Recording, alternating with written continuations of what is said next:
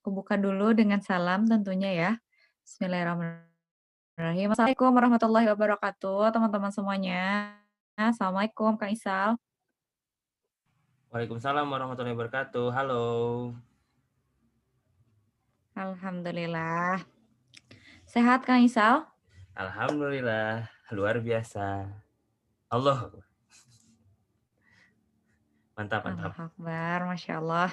Semoga teman-teman di sini pun berada dalam keadaan sehat ya, dan juga kondisi terbaiknya, sehingga kondisi terbaiknya itu bisa mengantarkan teman-teman memaksimalkan tugas-tugasnya sebagai manusia. Masya Allah. Ya, pada kesempatan malam hari ini, Masya Allah, kita tuh bakal ngebahas sesuatu yang menarik banget, insya Allah menarik.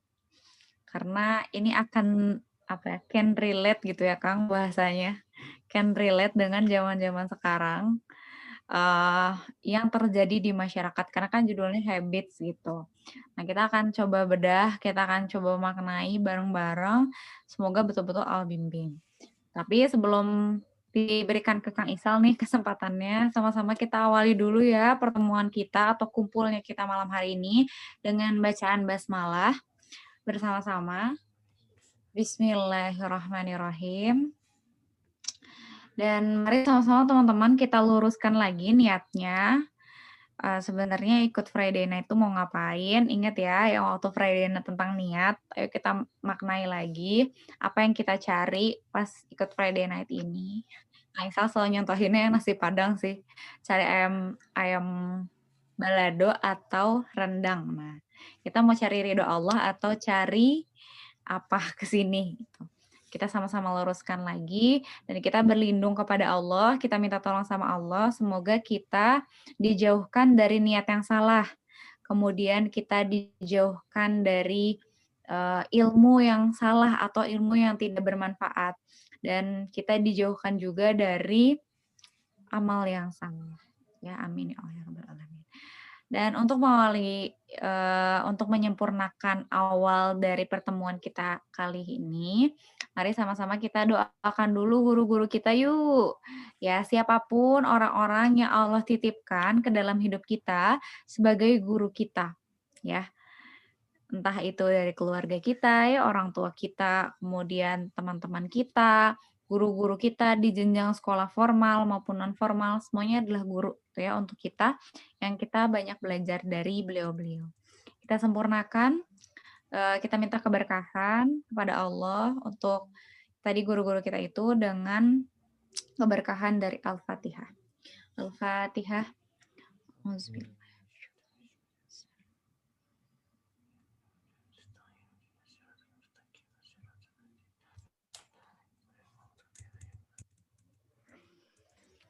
Amin amin ya Allah ya rabbal alamin. Terima kasih teman-teman doa bersamanya. Nah,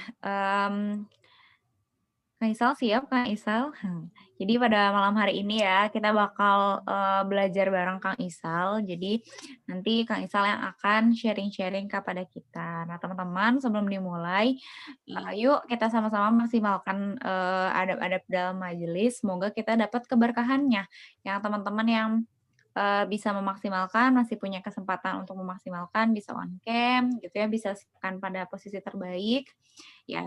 Dan aku serahkan kepada Kang Isal. Silakan Kang Isal. Cek, kedengaran ya? Insya Allah kedengeran. Oke, bismillahirrahmanirrahim. Assalamualaikum warahmatullahi wabarakatuh. Waalaikumsalam warahmatullahi wabarakatuh. Apa kabar teman-teman semuanya? Sehat? Friday night. Ini sudah Friday night episode berapa Teh Fitri? Alhamdulillah. Episode 26. Alhamdulillah. Kirbil alamin. Hafal ya Bun? Lupa Oke. sebenarnya. Oke Udah teman. baik. Alhamdulillah. Alhamdulillah tuh. Teh Mahmudah, alhamdulillah. Teman-teman ini boleh dong absen dari mana aja ya? Template webinar-webinar. Dari mana aja teman-teman boleh di kolom Oh ini chat. webinar ya? Bukannya apa ya? Kelas online lah. Template kelas online.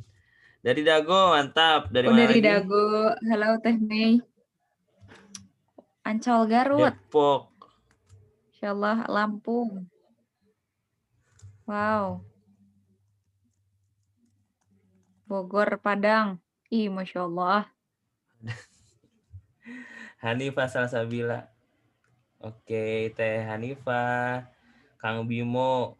Ancol Garut tuh mana ya? Ancol. Garut ada Ancol. Bandung juga ada Ancol sih. Jalan Ancol. Kuningan, mantap. Oh, siap. Masya Allah. Oke. Gontor. Apa sih Padu? Dari Gontor. Cabang Dago. Oke.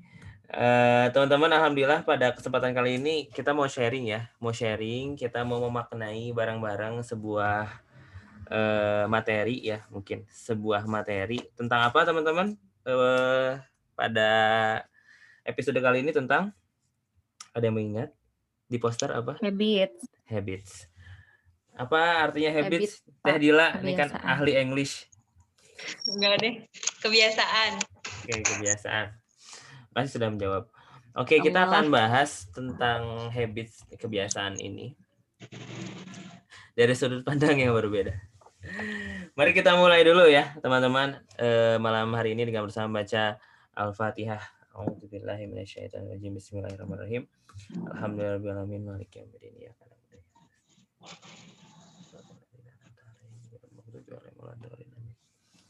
Sadaqallahu lazim wa sadaqa rasulun nabiyul karim wa nahnu ala dzalika minasyahidin wa syakirin. Oke.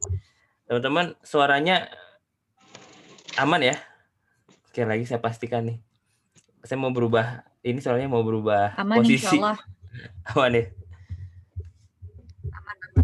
Oke, segini aja lah.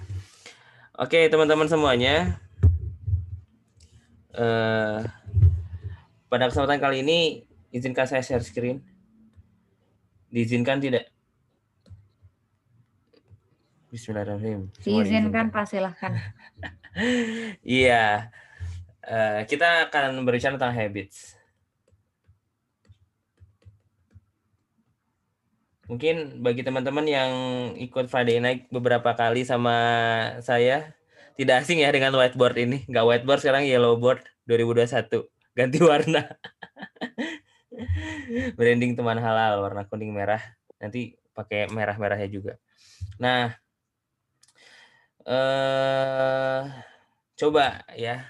Kan tadi kita artikan habits itu adalah kebiasaan ya.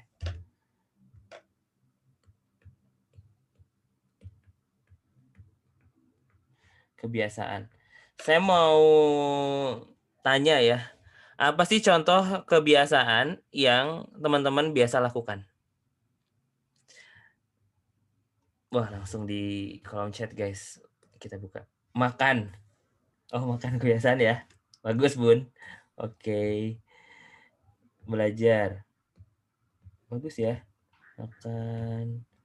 Mantap ya, Belajar. kebiasaannya mantap-mantap ya, Masya Allah. Main sosmed. Mantap Main sekali. sosmed. Oke. Sosmed. Bersyukur, Masya Allah tuh ada yang bersyukur, Kang, kebiasaannya. Oh iya, syukur. Tolong dong boleh dibacain biar saya fokus nulis. Oke, silahkan. Tadi ada makan, belajar, membaca. Tidur. Baca, mantap. Bersyukur, main sosmed. Baca. Tidur. Bercanda. Olahraga. Minum air putih ketika bangun tidur. Masya Allah. Asli. Bangun tidur minum. Mantap. Sikat gigi sebelum tidur. Wow. Mantap. Coba dong judulnya coba kasih tahu kebiasaan teman-teman yang orang lain belum tahu. Bisa jadi ya, dan itu hal yang bisa menginspirasi. Nah, coba. Yang bisa menginspirasi ya di sini. Coba. Ini ada yang kebiasaannya bercanda, Kang. Bodor. Bagus ya, bercanda ya, Bun. Oke, mudah ditulis ya maksudnya. Ya, bikin orang bahagia ya. Buat tugas karena nggak habis-habis. Wah, ada nih, Kang, yang kebiasaannya sedekah subuh. Nah, gini-gini coba sebutkan nih, sedekah subuh. Apalagi? Kebiasaan itu bagus, mungkin teman-teman ada doain diem-diem. Masya Allah. Ini seru nih. Wudhu sebelum tidur, kasih makan kucing katanya. Mantap. Mandi pukul 3, Mandi pukul 3 pagi. Kucing. Doain diem-diem. Ya, mantap Kang Bimo. Doain siapa nih? Doain diem-diem. Kok bangun mandi jam 3 pagi? Terus ada yang Terus apa lagi? Kang, ini di aku doang apa di semua ya? Ada kotak-kotak gitu warna hitam. Kotak-kotak. Teman-teman ada nggak? Jadi nggak full screen semuanya kelihatan tuh. Ya, Kang. Oke, aku lanjutin ya. Ada Ya. yang ini, ada yang didoain diem-diem. Terus ada nulis sesuatu yang udah dikejar, udah dikerjain biar apresiasi diri. Oh, semacam jurnal syukur gitu kali ya. Bagus. Nulis sesuatu yang udah dikerjain. Terus? Mantap. Terus ada yang stalking IG. Stalking IG siapa nih? Teh Mahmudah. Masya Allah. Terus ada yang kebiasaannya minta maaf sama diri sendiri sebelum tidur. Ih, Masya Allah. Minta maaf sama diri sendiri. Terus ada yang refleksi diri sebelum tidur.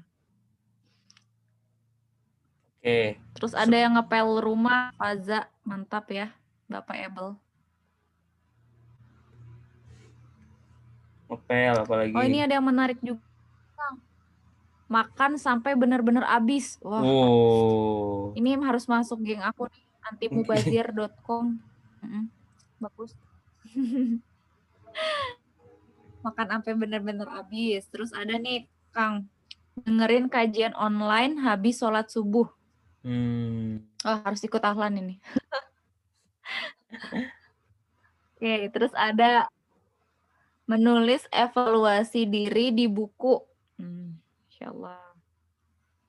Ada yang kebiasaan ikut webinar. Mantap. Ini penuntut ilmu semua. Semenit lagi. Boleh terus turunin ada semua. Lagi yang kebiasaannya. Lagi nih, kalau galau, kebiasaannya nggak mau diem, tapi maunya masak kue. Oh, mantap.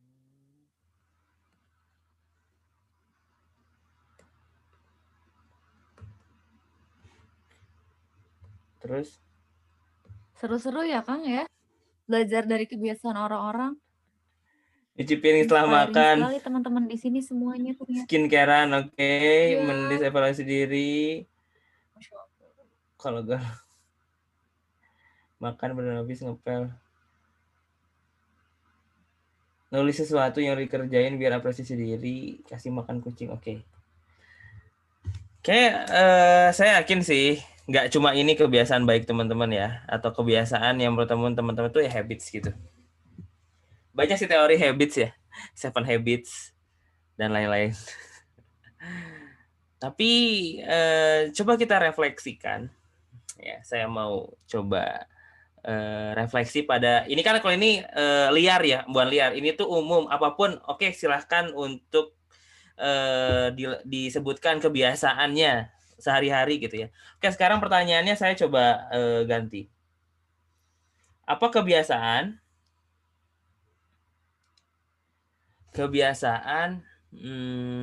di rumah di daerahnya masing-masing ketika ada orang yang menikah? Apa kebiasaannya tuh ada apa kalau ada orang yang nikah?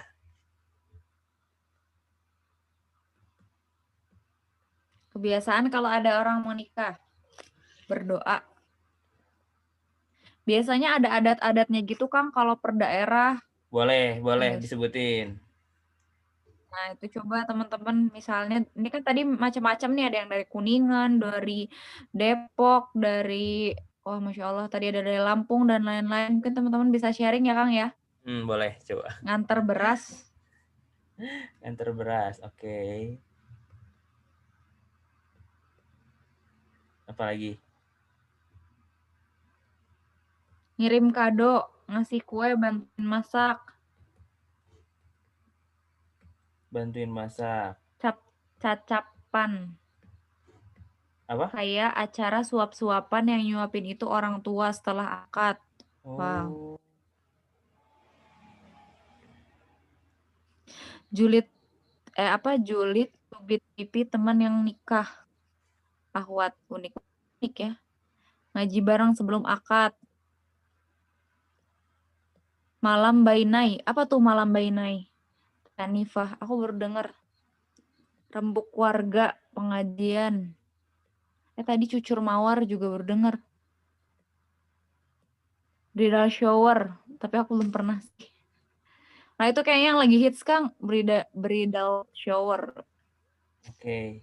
Terus Oh terus apa kayak lagi? dipingit. Oke, makasih Teh Nurul. Teh Nurul bilang kayak dipingit gitu. Ternyata.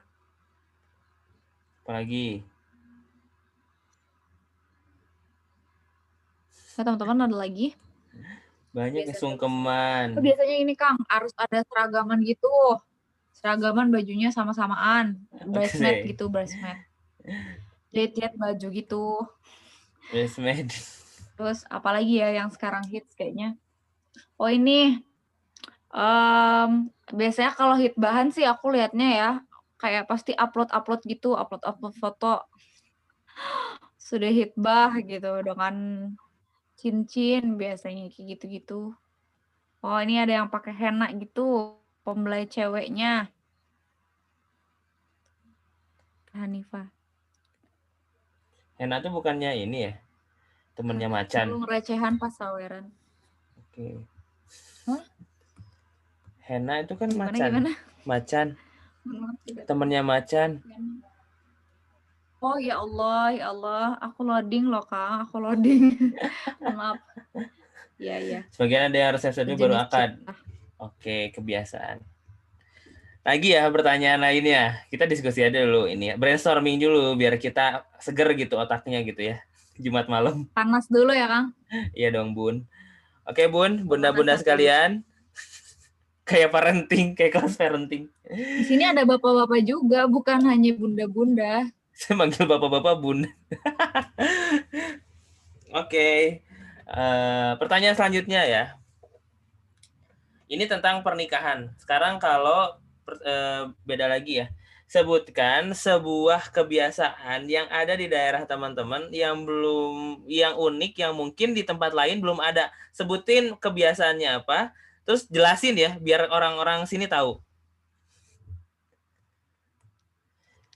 Ya, silahkan teman-teman. Yang di daerahnya tuh apa yang unik? Kang Isal, BTW ngomongin tentang kebiasaan, ini Bun juga jadi kebiasaan gak sih? Nah, iya Maksudnya Bun, betul jadinya Bun. kayak imbuhan gitu, udah kayak sis dan bro gitu kan. Bun. Gara-gara awalnya tuh si kecil mulai aktif ya Bun, kayak gitu kan. Terus akhirnya apa-apa mulai aktif gitu kan. Jadi ya Bun. Aktifnya Jadi hilang, Bun. mulai Bunnya Nah, semua orang masih ada dipanggil ya. Bun. Nanti juga hilang sih ini. Ya, Bunnya masih ada. Oke, apa Betul, coba betul. misalkan kebiasaan kalau di rumahku nih misalkan kalau misalkan Bakar petasan.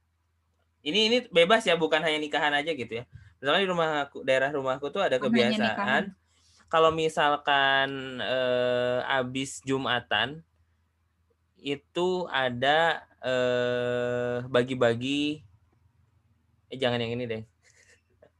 Mungkin ini Nasi. sudah lumrah ya. Yang cukup aneh tuh ada di sebuah daerah saya nggak bisa sebut daerahnya. Itu kalau misalkan sholat Idul Adha sama Idul Fitri, ahwatnya tuh nggak ada yang sholat. Khusus ahwat itu di rumah masak, nggak ada yang ikut sholat. Nah, contoh, kenapa? Karena di daerah yang lain ya pada sholat. Contoh, coba di daerah teman-teman ada nggak yang kayak gitu? Wow. Apa ya? Aku pun mikir dulu nih. Pasti teman-teman di sini juga pada mikir dulu ya. Kalau yang udah kepikiran bisa langsung tulis di kolom chat teman-teman. Apa ya? Kayaknya nggak ada yang aneh-aneh sih. Atau karena mungkin kita sudah anggap biasa, jadi itu tuh dirasa bukan hal yang aneh. Oh iya bisa jadi sih ya, bisa jadi. Mungkin Karena kalau di Sunda sendiri tuh ada apa ya namanya? Atau pamali gitu loh Kang. Kalau di contoh Sunda misalkan, iya, misalnya kayak gak boleh duduk di depan pintu gitu nah katanya tuh. iya. Nanti disebutnya nongtot jodoh gitu. Jadi nggak punya jodoh. Nah, yang gitu-gitu tuh.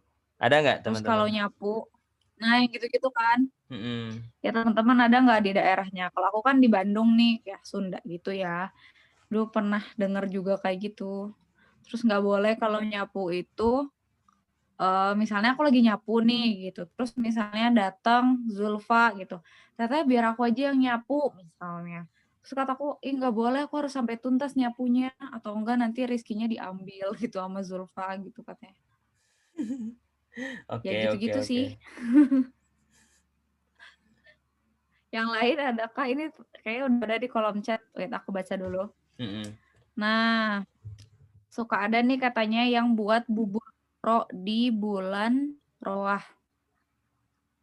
Terus kalau ada sunatan, ada kuda lumpingnya. Wah, daerah mana nih tadi? Teh Milih.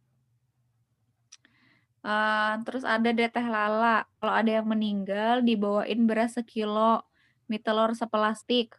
Termasuk kalau ada yang sunatan sama nikah. Terus beras atau mie-nya biasanya dijual lagi. Ya Allah, ini kreatif banget. Dijual lagi. Kalau Alat tukar sunatan rupiahnya suka diganti. sampai diadakan konser. Iya, diganti ya. Kalau sunatan suka sampai diadakan konser. Konser apa ya? Masya Allah. Apakah konser Peter Pan gitu? Udah nggak ada Peter Pan, oke. Lagi nggak boleh nyuci piring. Oh, laki-laki nggak boleh nyuci piring katanya. Tuh ada. Ngulek sambel nggak boleh diintiin orang. Kata Agni. Unik-unik ya. Iya, Masya Allah banget. Aku baru tahu nih ngulek sambal gak boleh ganti orang. Ya Allah, aku tuh pernah ya guys ngulek sambal sampai si tempat apa tuh ulekannya tuh pecah. Jadi ingat. Oke, Emosi, Bapak, emosi. munggahan H-1 bulan Ramadan, tiap rumah biasanya nyiapin sesaji di suatu ruangan khusus di rumah. Dipercaya arwah leluhur pada datang. Wow. Oke. Wow, wow, wow. Sabar, Wow. Pak, jangan masuk bahasan jin. Suka suka masuk di bahasan Beda, jin. beda tema. Tolong beda tema. Oke, robo-robo pacara tolak bala. Pak. Ya Allah, bubur suro, bubur. Oke. Ya, baik. Seru Sudah ya malam hari ini. seru-seru. Oke. Yang ini gak saya tulis ya, capek Wah. nulisnya. Oke. Nanti aja dibahas di satu-satu. Oke, guys, gini. Pertanyaan terakhir dari saya. Ketika ada sebuah kebiasaan, itu datangnya dari mana? Sumber kebiasaan itu dari mana? Kenapa orang mengerjakan kebiasaan tersebut? Kasih tahu saya. Jawab dengan jawaban terbaik. Orang tua, nenek moyang, dari biasanya dimulai. dari yang udah-udah gitu. Dari orang tua, dari nenek moyang gitu nggak sih? Disebutnya katanya dari nenek moyang gitu. Kalau misalnya kebiasaan yang gitu ya. Ada istiadat karena Adat terwarnai istiadat. budaya daerah. Budaya itu dari mana? Budaya daerah. Adat istiadat itu dari mana? Turun-temurun itu dari siapa? Karuhun itu siapa? Berarti ada yang memulai, Emang selalu ada yang memulai gitu loh, Kang, inisiatif gitu. Kenapa diikutin? Nah, yang lebih dahulu, yang terdahulu. Kenapa diikutin? Kenapa jadi turun-temurun? Kenapa diulang-ulang perilakunya? Apa ya, guys? Karena semua orang ngelakuin. Karena percaya. Nah, ini Bang nih. Karena percaya. Apa yang dipercayai? Itu kepercayaan, bener banget. Iya, apa yang dipercayai? Kearifan budaya lokal itu dari mana? Ada hal baik. Nah, ada kebiasaan hal baik. Parameter baiknya dari mana? Karena meyakini itu tuh hal yang baik. Keyakini ya. Susah ya kalau udah aku yakin nih baik. Iya, parameter baiknya ya, apa? Memang kalau bahas baik. Karena dianggap benar. Siapa yang nganggap? Parameter siapa kebenarannya? Rumit ya, Pak. Ya Allah. Oke. Lanjutkan. Silakan. Bismillahirrahmanirrahim. Teman-teman, saya pernah belajar, saya pernah baca buku Halal Haram versi Yusuf Qaradawi. Teman-teman bisa cari ya, bukunya warna merah. Di sana disampaikan bahwasanya setiap hukum yang ada di dunia ini itu dasarnya banyak sekali. Pak. Ya, halo. Nah, udah oke. Tadi nge-freeze dikit. Lanjut. Nah, Setiap manusia di dunia Setiap. pasti punya kesalahan. Setiap setiap hukum peraturan yang ada di dunia ini tuh berdasarkan banyak hal. Bisa dari budaya, ada dia segala macam. Tapi yang jelas hukum-hukum itu tuh ada dari manusia. Hasil pemikiran manusia. Contoh, hukum yang emang hasil pemikiran manusia, jangan duduk depan pintu karena ngalangin jodoh. Coba kita sadari loh. Coba kita sadari. Oke, ini adalah buatan manusia. Ketika kita mikir ini buatan manusia, coba pikirkan sebuah kejadian yang membuat hukum itu muncul. Oh, kira-kira kenapa ya hukum itu muncul?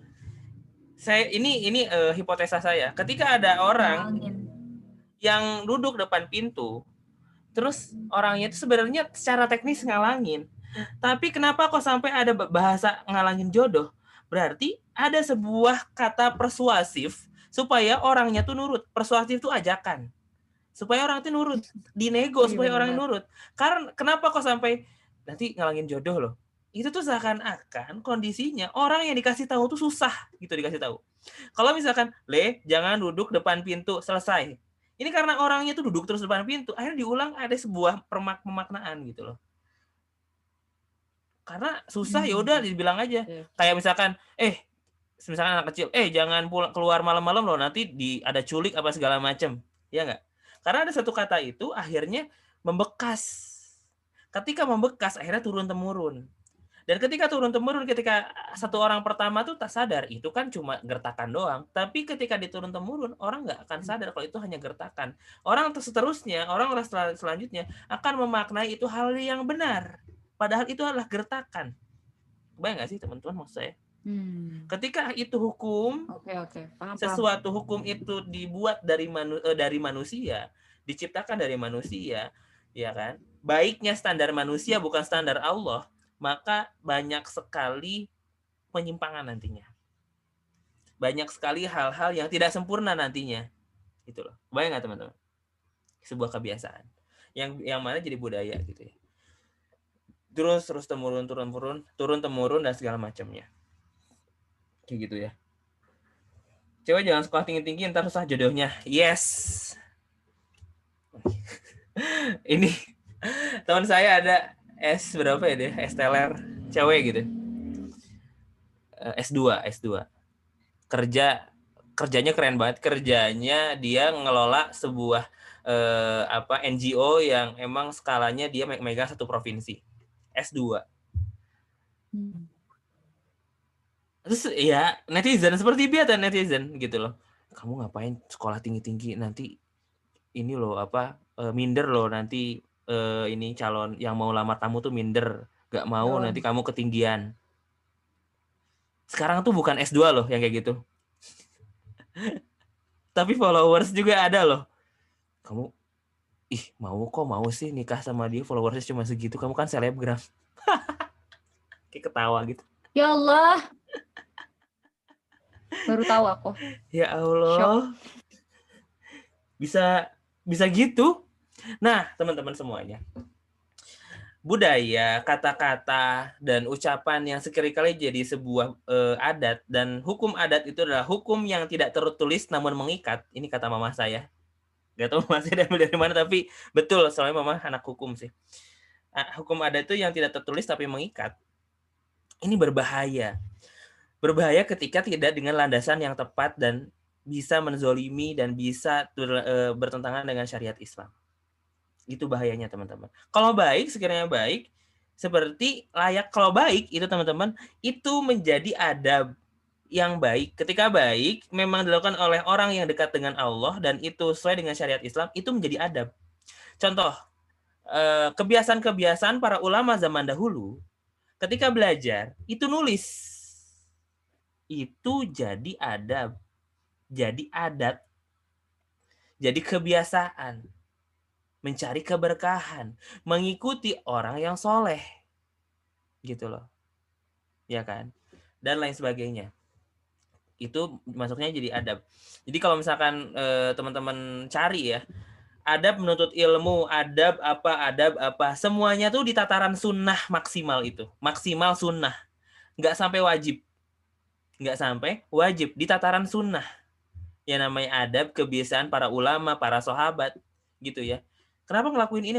Saya pernah lihat Rasulullah SAW melihat ini, gitu ya, mengerjakan ini. Jadi beda zaman sekarang ya, sudut pandang sunnahnya. Orang zaman dulu, mungkin teman-teman pernah mendengar ini dari saya dan sering ya, tapi saya senang banget sama kata-kata ini, kalimat ini. Orang zaman dulu mengerjakan sesuatu karena itu sunnah. Kamu kenapa kok manjangin rambut? Kamu kan cowok. Saya pernah lihat Rasulullah SAW rambutnya panjang segini, saya mau ikutin juga. Ini kan sunnah. Oke. Kenapa kamu sholat duhanya kok 12 rakaat? Saya pernah lihat Rasulullah SAW gini sholatnya juga, sholat duha 12 rakaat. Kenapa kok kamu ngelepas sendal kok kiri dulu baru kanan? Saya pernah lihat Rasulullah SAW seperti ini, gitu loh. Liyakunil yumna awwaluhuma tun'al wa akhiruhuma tunza'. Jadikanlah kananmu itu yang pertama kali pakai dan di akhir untuk dilepas. Itu sendal berarti kan sama seperti sarung tangan dan segala macam. Karena saya lihat Rasul seperti itu, saya ikuti. Ini sunnah. Zaman sekarang, masya Allah, kebalik. Bro, nggak saum bro, kan sunnah bro. Bro nggak nggak ngaji bro. Ramadan nih kan sunnah. Orang zaman dulu mengerjakan sesuatu karena sunnah. Orang zaman sekarang tidak melakukan sesuatu karena itu sunnah. Berbanding kebalik. Nah, maksud saya adalah menjelaskan hal ini panjang lebar tentang hal ini adalah karena teman-teman ketika kita melakukan habits, kita punya habits. Sebenarnya landasan kebiasaan kita itu apa dan siapa. Gitu. Kalau misalkan teman-teman punya habits, punya kebiasaan, pertanyaan saya adalah, kalau kita punya habits, pertanyaan saya adalah, yang perlu direfleksikan ke diri kita masing-masing adalah, habits kita, kebiasaan kita, itu bersumber pada apa dan pada siapa? Gitu. Pada apa dan kepada siapa? Jika habits kita ini, Masya Allah ya, kalau kita benar-benar mengamalkan sunnah, kita ini benar-benar mikirin Rasul kalau misalkan bangun tidur gimana, kalau mau tidur gimana yang dilakuin Rasul ya. Rasul tuh kalau jalan gimana ya, Rasul kalau bertamu gimana ya, gitu ya. Iya kan? Kalau mau mengerjakan sesuatu kan ada tahapannya ya. Mau bertamu, yang pertama kali dilakukan apa? Pertama, apa yang perlu diketahui dulu saat mau bertamu? Rumahnya di mana? Sebelum itu, sebelum teknis bertamu. Oh, ya mau ke siapa gitu, mau ke siapa namunya. Sebelum itu udah teknis juga, sebelum itu. Oh, niatnya. Sebelum niat. Niat bertamunya apa? Setelah niat sih. Rumit ya. Oke, saya kasih spoiler. Sebelum kita Aku bapaknya bertamu, pusing. kita perlu belajar. Belajar apa? Adab bertamu. Pertama, belajar adab bertamu. Ada bertamu apa aja baru nih yang teman-teman chat. Ngetok pintu, izin dulu dan segala macam. Clear ya, clear. Adab bertamu. Setelah belajar adab apa? Setelah belajar adab bertamu. Ilmu bertamu. Ilmu bertamunya pelajari. Ilmu bertamunya. Seni bertamunya. Ya kan? Di luar adab, di luar yang basic tadi, sunah-sunahnya apa dan segala macam. Barulah terakhir baru bertamu. Jadi itulah tahapannya adab, ilmu, amal gitu loh. Adab, ilmu, amal. Itulah yang perlu kita jadikan habit sebenarnya teman-teman. Itulah yang perlu kita jadikan habits. Itulah yang perlu kita jadikan kebiasaan. Ya kan? Minimal berpikir kalau Rasulullah SAW punya masalah kayak gini, kira-kira mikirnya gimana ya? Kalau misalkan Rasulullah SAW dipertemukan sama orang kayak gini, interaksinya mesti gimana ya? Kita punya kebiasaan, sekali lagi, itu kan kebiasaan kita ketemu orang gimana, halo gitu, nyapa orang, chattingan sama orang. Kira-kira kalau Rasulullah SAW hidup zaman kita, chattingan, itu adabnya gimana ya? Kira-kira, gitulah. Nah, sudut pandang itulah yang mesti kita bangun, teman-teman. Sehingga kebiasaan kita itu berlandaskan kepada orang yang tepat dan landasan yang tepat. Seperti itu. Oke. Gimana emang kebiasaan yang tepat gitu ya. Coba teman-teman buka mushafnya, kita tilawah bareng. Mari kita buka. Saya lupa tadi. Ayatnya, ayat Al-Anbiya 51 sampai 70. Kita tilawah bareng ya. Buka mushafnya. Al-Anbiya 51 sampai 70. Al-Anbiya surat ke-21 teman-teman. 21.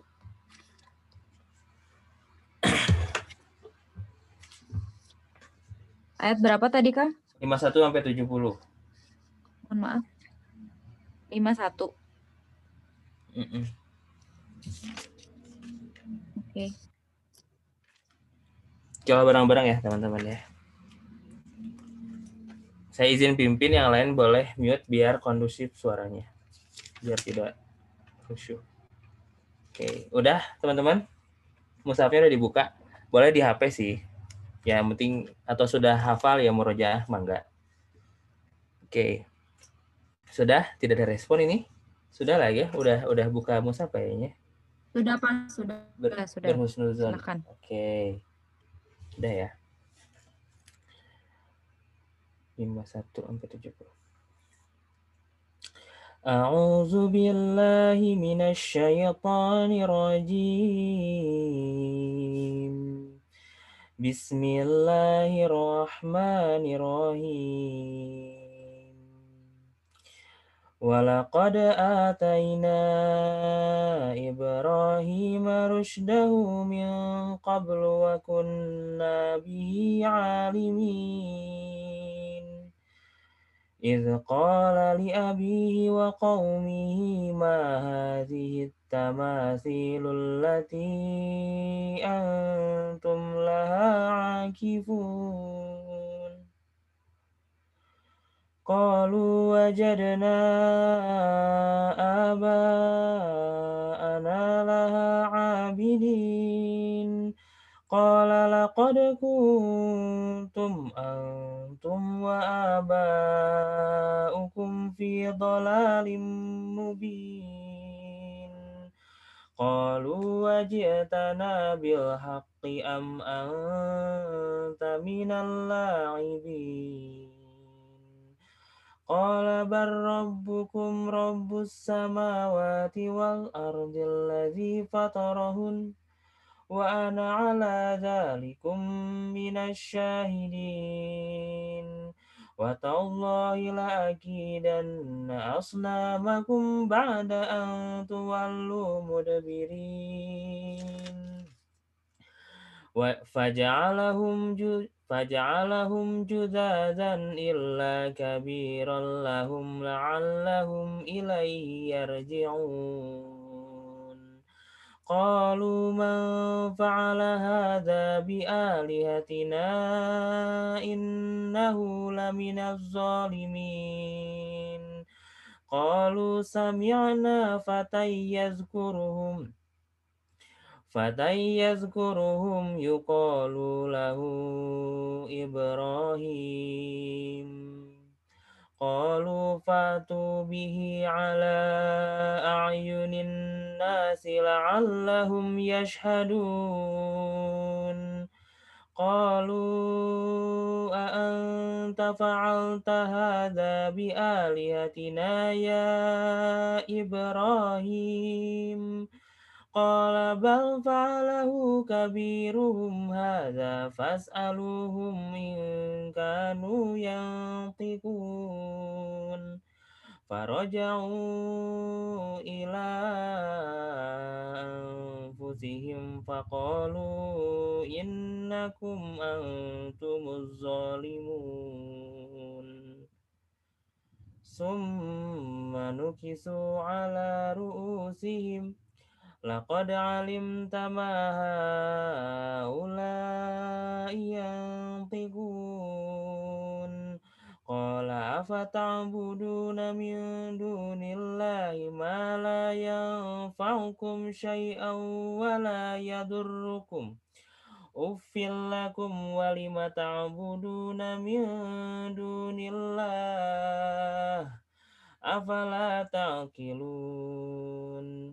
Qalu harriquhu wansuru alihatakum in kuntum fa'ilin. Qulna ya narukuni bardaw wa salaman ala Ibrahim wa aradu bihi kaidan faja'alnahumul akhsarin. Shadaqallahul azim. Shadaqallahul azim wa shadaqal rasulun nabiyul karim wa nahnu ala dzalika minasyahidin wasyakirin. Saya coba bacain artinya ya.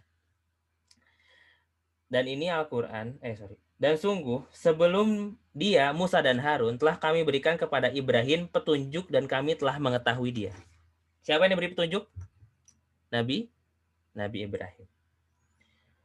Ingatlah ketika dia Ibrahim berkata kepada ayahnya dan kaumnya, patung-patung apakah ini yang kamu tekun menyembahnya? Patung-patung apakah ini yang kamu tekun menyembahnya? Mereka menjawab, kami mendapati nenek moyang kami menyembahnya. Dia Ibrahim berkata, sesungguhnya kamu dan nenek moyang kamu berada dalam kesesatan yang nyata. Mereka berkata, apakah engkau datang kepada kami membawa kebenaran atau engkau main-main? Dan Ibrahim menjawab, sebenarnya Tuhan kamu ialah Tuhan pemilik langit dan bumi. Dialah yang telah menciptakannya. Dan aku termasuk orang-orang yang dapat bersaksi atas itu. Sampai situ dulu ya. Teman-teman semuanya, ada yang menarik. Ini sudah ter-highlight sebenarnya. Di ayat 52 dan 53. Nabi Ibrahim nanya ke ayah sama kaumnya. Ayah kan yang buat patung. Nabi Ibrahim itu nanya gitu loh. Bahasanya tuh kok kenapa kok kalian nyembah patung ini? Jawabannya, ya nenek moyang kami nyembah juga. Kenapa kok kamu ngelakuin ini? Kamu kok kenapa ngelakuin budaya ini? Ya orang dari dulu di sini gitu, Mas. Kenapa kok ada adat istiadat ini? Iya, saya diajarin bapak saya, Mas. Kenapa kok kayak gitu? Ibu saya ngamanahin, pakai amanah ya. Ibu saya mengamanahkan ke saya seperti ini. Gitu, guys. Terus Nabi Ibrahim bilang, sesungguhnya kamu dan nenek moyang kamu berada dalam kesesatan yang nyata. Bayangkan ya. Saya itu ngelihat pemain bola yang terbaru lah ya. Lukaku sama Ibrahimovic. Ada cowok nggak di sini? Ada Kang Sule tadi, ada Fazza. Ada Kang Fadil. Jadi Lukaku sama Ibrahimovic ini pemain bola lah, dua-duanya pemain bola. Lukaku itu Nasrani. Atau enggak tahu lah agamanya apa, lupa. Tapi Lukaku sama Ibrahimovic itu mainnya di Inter Milan sama AC Milan. Pokoknya dua klub yang berbeda lah, guys ya. Dua klub yang berbeda. Tapi mereka tuh pernah satu klub bareng di MU. Mereka tuh pernah satu klub di MU. ketemu Ibrahimovic ini ngehina ibunya Lukaku. Dihina biasa aja, dihina biasa. Itu marahnya luar biasa Lukaku ini. Marah-marah. Ini yang dihina, ini bukan sama Nabi Ibrahim yang bukan dihina. Nabi Ibrahim memelihatkan sebuah fakta gitu ya. Ini bukan hanya orangnya gitu ya. Bukan bukan ibu, tapi nenek moyang, berarti itu udah atas sekali gitu kan. Lebih sakral gitu ya kalau dari sebuah urutan silsilah itu gitu. Nenek moyang itu. Sebenarnya kamu dan nenek moyang kamu dalam kesesatan yang nyata, bayangkan guys. Kita misalkan mau ngelihat ini kayak gak bener deh. Jangan gitu dong, gini-gini. Emang ini salah ya? Emang harus kayak gini ya? Emang Islam ngajarin gini ya? Wah, marahin kita, itu tersinggung mereka itu. Pasti kita mau memerangi budaya, adat istiadat itu pasti. Wah, luar biasa ininya tantangannya. Ini udah jelasin aja ini sunatullah ya. Nabi Ibrahim aja ke kaumnya gini ya. Ya, berulang bisa jadi kita kalau misalkan negur sesuatu, emang gitu ya. Wah, bisa dihujat masa kita. Tapi itu sunatullahnya, emang pasti seperti itu. Tapi poin saya adalah iya, menyembah patung itu sebenarnya mereka nggak tahu esensinya.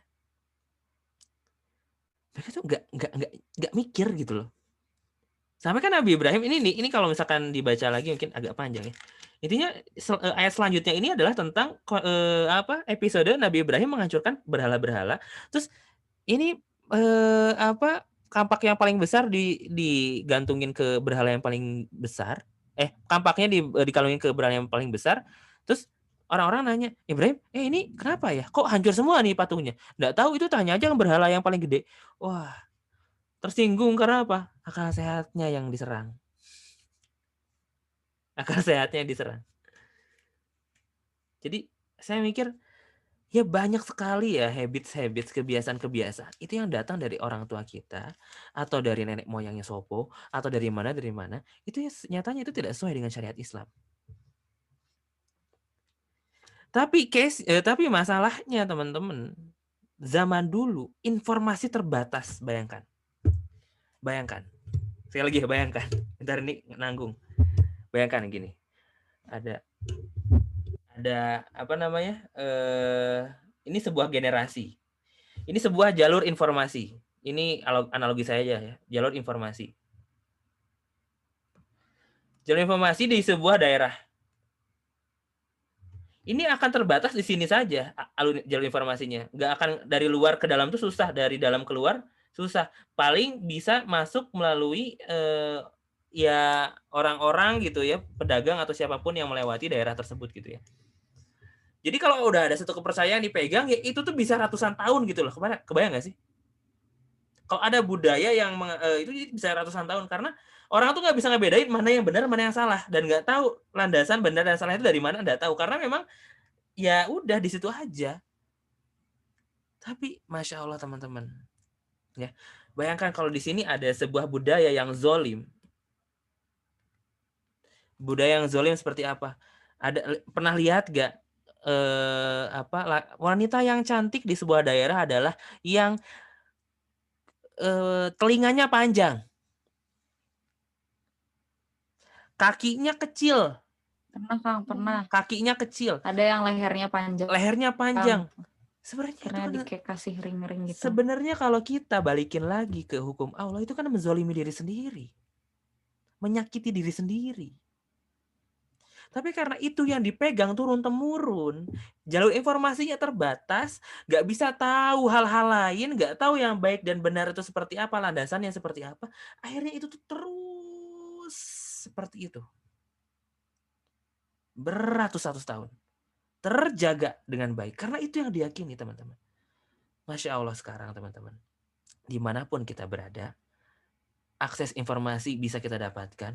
Kita bisa mendapatkan nikmatnya ilmu, bisa mendapatkan pencerahan bagaimana kebiasaan-kebiasaan baik itu berlandaskan pada sunnah dan yang diajarkan oleh Allah Subhanahu Wa Taala. Itu alangkah lebih indahnya gitu loh. Kebayang nggak sih? Si jalur informasi ini tuh yang tertutup akhirnya terbuka karena internet, karena dan segala macam yang ada sekarang. Dan kita sekarang teman-teman yang Masya Allah, Allah kasih nikmat untuk bisa membenahi diri kita dari budaya-budaya yang tidak baik. Contoh, balik lagi ke yang pernikahan tadi, guys.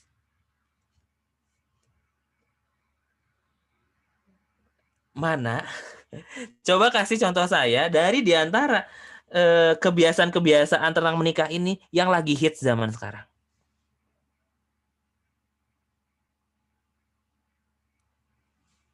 Ada pakai henna, dipingit, bridal shower, upload foto, cucur mawar, ngaji. Yang budaya yang sekiranya tuh kayaknya Rasul nggak ngajarin gitu deh. Kayaknya zaman dulu nggak ada itu deh gitu. Kira-kira yang mana? Oke, saya ambil dua nih ya, pre-wedding sama bridal shower. Kita ambil bridal shower dulu ya, guys.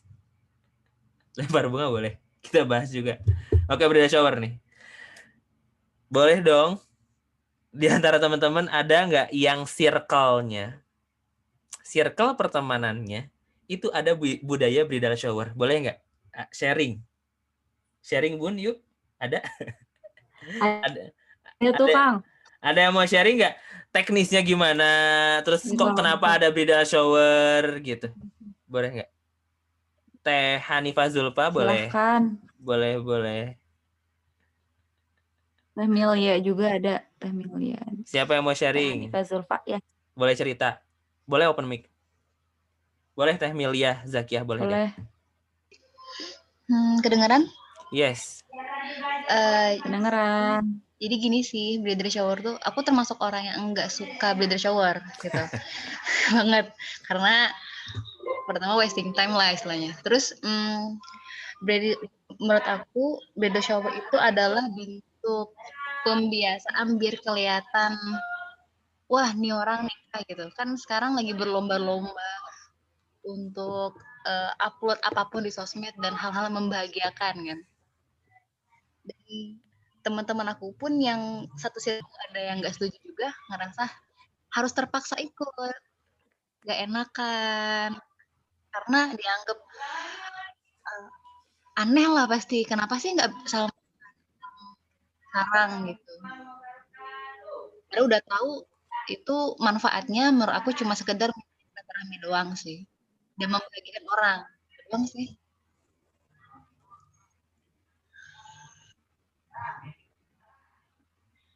Itu aja sih. Padahal sebenarnya bridal shower tuh bisa diganti dengan misal makan-makan biasa atau sharing-sharing aja. Nggak harus pakai prosesi, mungkin pakai mahkota kah, mesti dijelek-jelekin kan sering kayak gitu bridal shower. Jadi kayak suatu bentuk keharusan. Itu aja sih Kang. Makasih. Kang. Boleh Bun, ayo Bun. Tentang bridal shower.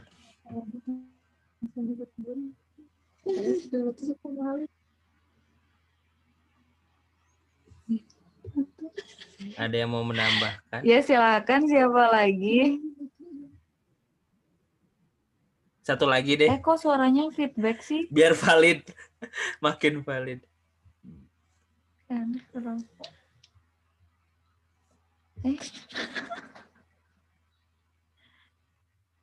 Ada yang mau nambahin? Iya, suaranya mantul. Suaranya Kang. mantul, suaraku mantul. Suaraku mantul. Iya, suaranya Bang. Suara aku yang mantul. Dari tadi. Mantul banget, Kak. Halo? Suara aku, Kang, kalau aku ngomong. Suaraku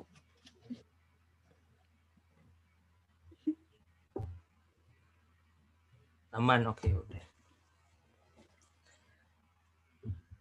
Gak pas aku ngomong dari tadi. Lanjutkan. Lanjut ya. Mengembalikan lagi. Nih ya, jadi ya gitulah ya, pokoknya bridal shower. Sebenarnya aku nggak tahu juga teknisnya gimana, tapi kayak kok hype sekali ya di Nusa kali, kayak nggak apa-apa lah ya. Teman-teman yang jika pernah mendengar cerita ini semua tidak bosan. Jadi suatu hari aku ngelihat kayak di kafe gitu ya. ada bridal shower gitu, pertama-tama aku nggak nge kayak ini apa sih uhti gitu ya, apa kerudung terus kayak ngumpul-ngumpul gitu, niup-niup balon, terus kayak apa nata-nata meja gitu kan, nata-nata meja gitu. Najwa apa? Bajunya seragaman. Iya betul banget nih, bajunya seragaman. Waktu itu aku lihat nuansanya baju putih kerudung abu. Nih ya, baju putih kerudung abu. Kayak itu tuh ada vendornya guys. Aku baru tahu ini. aku baru keluarin di sini. Itu ada vendor, jadi kayak ada satu orang di antara mereka tuh kayak komunikasi gitu sama teteh-teteh di meja sampingnya kayak Mbak minta maaf ini kalau kurang nih Mbak ini wah itu banyak banget requestnya pada saat itu. Kayak oke kata aku ini apa? Aku belum nge ini ulang tahun kali ya, lumrahnya kali ulang tahun gitu. Udahlah gitu. Tapi kayak kok hebring banget gitu si Uhti-Uhti ini teh. Terus oke aku lihat lagi ternyata apa namanya itu? Barulah pasang balon bridal shower. Oke guys, keterbatasan pengetahuan aku pada saat itu bridal shower. Showernya mana? Airnya mana? Masa di kafe mandi? Ini dengan keterbatasan, aduh pokoknya gitu deh ya waktu itu. Nggak ngerti bridal shower. Mandi kali, kok di kafe gitu. Kok ini rapih banget mau mandi. Ada satu orang kayaknya ini objeknya nih gitu ya. Beda sendiri bajunya. Pakaiannya agak sama nuansanya tapi agak beda. Terus di inilah dicoret-coret dan segala macem udah selesai gitu ya. Aku bingung nih acara apa kok dicoret gitu, terus bingung foto-foto oke selesai gitu ya. Habis foto-foto mereka main HP sendiri dan segala macam. Nah itu tuh ada ya, bisa baca dulu teman-teman ya sambil dengerin cerita saya. Udah gitu udah selesai ya udah beres. Terus saya tuh merenung gitu ya. Ada dua hal yang membuat saya merenung pada saat itu. Yang pertama tentang bridal shower ini tuh sebenarnya acara apa gitu. Hukumnya apa dan segala macam. Ternyata ini tuh budaya dari barat dan teman-teman bisa baca di situ ya tentang lain-lain gitu. Oh gitu. Itu emang apa? Terus dijawab itu adalah kebiasaan melepas lajang gitu ya. Oh gitu. Kumpul-kumpul sama teman-teman circle-circle-nya gitu. Oke. Terus kayak aku mikir, oh gitu ya. Emang sewajib apa, seperlu apa gitu ya. Aku ngelihat ini analisa aku waktu itu. Ini kalau satu orang, kalau circle-nya ada 7 orang, satu orang bridal shower, ini 6 orang lainnya nih mau nggak mau. Iya nggak sih? Mau nggak mau nyiapin, mau nggak mau patungan, mau nggak mau beli baju yang sama. Oke, patungan segala macam gitu. Ini udah sampai seragam itu. Aku sekarang, kalau dulu aku adalah penganut, yuk beli baju bareng yuk, yuk pakai apa atribut, woi sama nih bajunya gitu kan, seragaman. Semua anggota member perlu beli wajib gitu ya. Saya adalah orang yang seperti itu dulu ya Allah. Kayak yang tim bikin kaos, tim bikin jaket gitu aku tuh ya dulu. Terus kalau nikahan tim seragaman sama batik dan segala macam. Saya tuh refleksi ya dulu waktu saya di pondok ada hukum di pondok itu nggak boleh beli kaos samaan, nggak boleh beli apapun samaan. Kenapa? Itu tuh nggak terjawab selama 7 tahun di pondok, itu terjawab di akhir-akhir gitu kayak Ustadz kenapa sih nggak boleh beli jaket bareng dan itu bareng? Lalu dibilang sama Ustadz, Sal, dalam pembuatan jaket itu ada namanya hukum keterpaksaan yang kamu nggak sadar. Oh gimana kepaksa? Protes biasa. Gimana terpaksa, orang semuanya bahagia kok sama semuanya bajunya gitu ya. Kita wah bangga gitu dengan baju kita. Emang semuanya ekonominya sama? Terus aku langsung mikir dia. Baju berapa kaos? 80.000. Dulu tuh 80 apa 90 gitu ya. Bikin. Kita taruhlah 100.000. Santri di pondok itu emang ekonominya sama semua. Gimana kalau di antara mereka ada yang penghasilan bapaknya itu 5.000 sehari? Terus mereka masuk pondok ini tuh beasiswa. Terus mereka bapaknya tuh harus ngumpulin uang 10 hari dapat 50.000. Dapat berapa tuh? 100.000 berarti 20 hari. 100.000. Orang di rumahnya nggak makan, ini maksain buat beli kaos.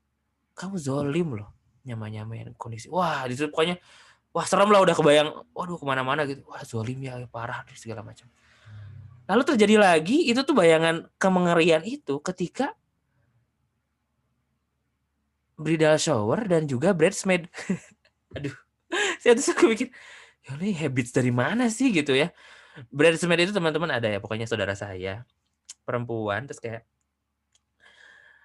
dia tuh setahun itu bisa dapat 12 kain.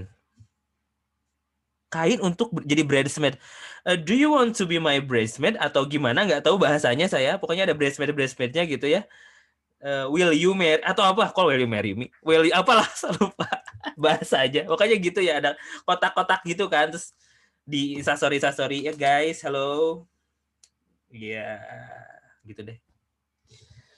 Terus pada saat itu saya mikir, perasaan kamu gimana ketika kamu dapat kain itu?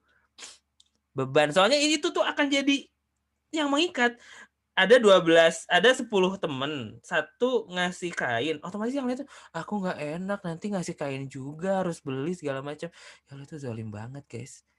Coba itu yang mempersulit pernikahan gak sih? Tentang biaya, mikirin biaya bridesmaid. Kita zalim ke orang juga gitu ya. 12 kain setahun gitu ya. 2 tahun tuh bisa, ya Allah, baju bridesmaidnya tuh udah kayak baju sehari-hari, dia nggak perlu beli baju lebaran, Bun. Gitu. Makanya kalau saya mikir, ketika kita nggak enakan, sebenarnya kita menyiksa orang lain setelah kita.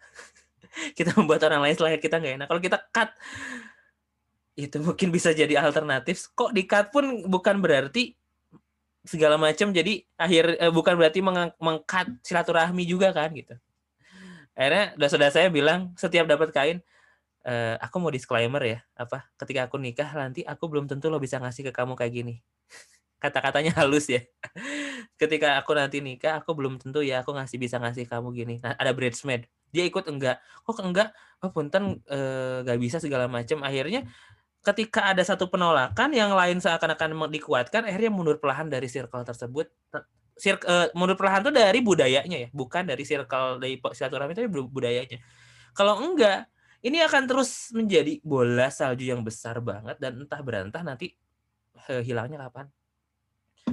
Gitu ya. Karena yang saya tanya, kamu tahu bridesmaid ini dari mana? Dari Instagram. Kan orang-orang bridesmaid gitu bagus ya. Orang yang bilang bagus dan dia mampu lakukan. Tapi lama-lama kan semuanya jadi, wah walau alam. Ini habits yang sebenarnya ya walau alam landasannya tadi udah ada juga. Dan apakah Rasulullah SAW menjalankan hal ini juga? Jadi parameternya itu teman-teman ya.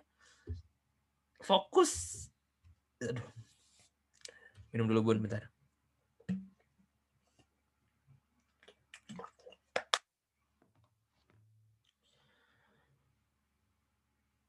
Nah, ya itu. Jadi saya tuh jadi mikirnya,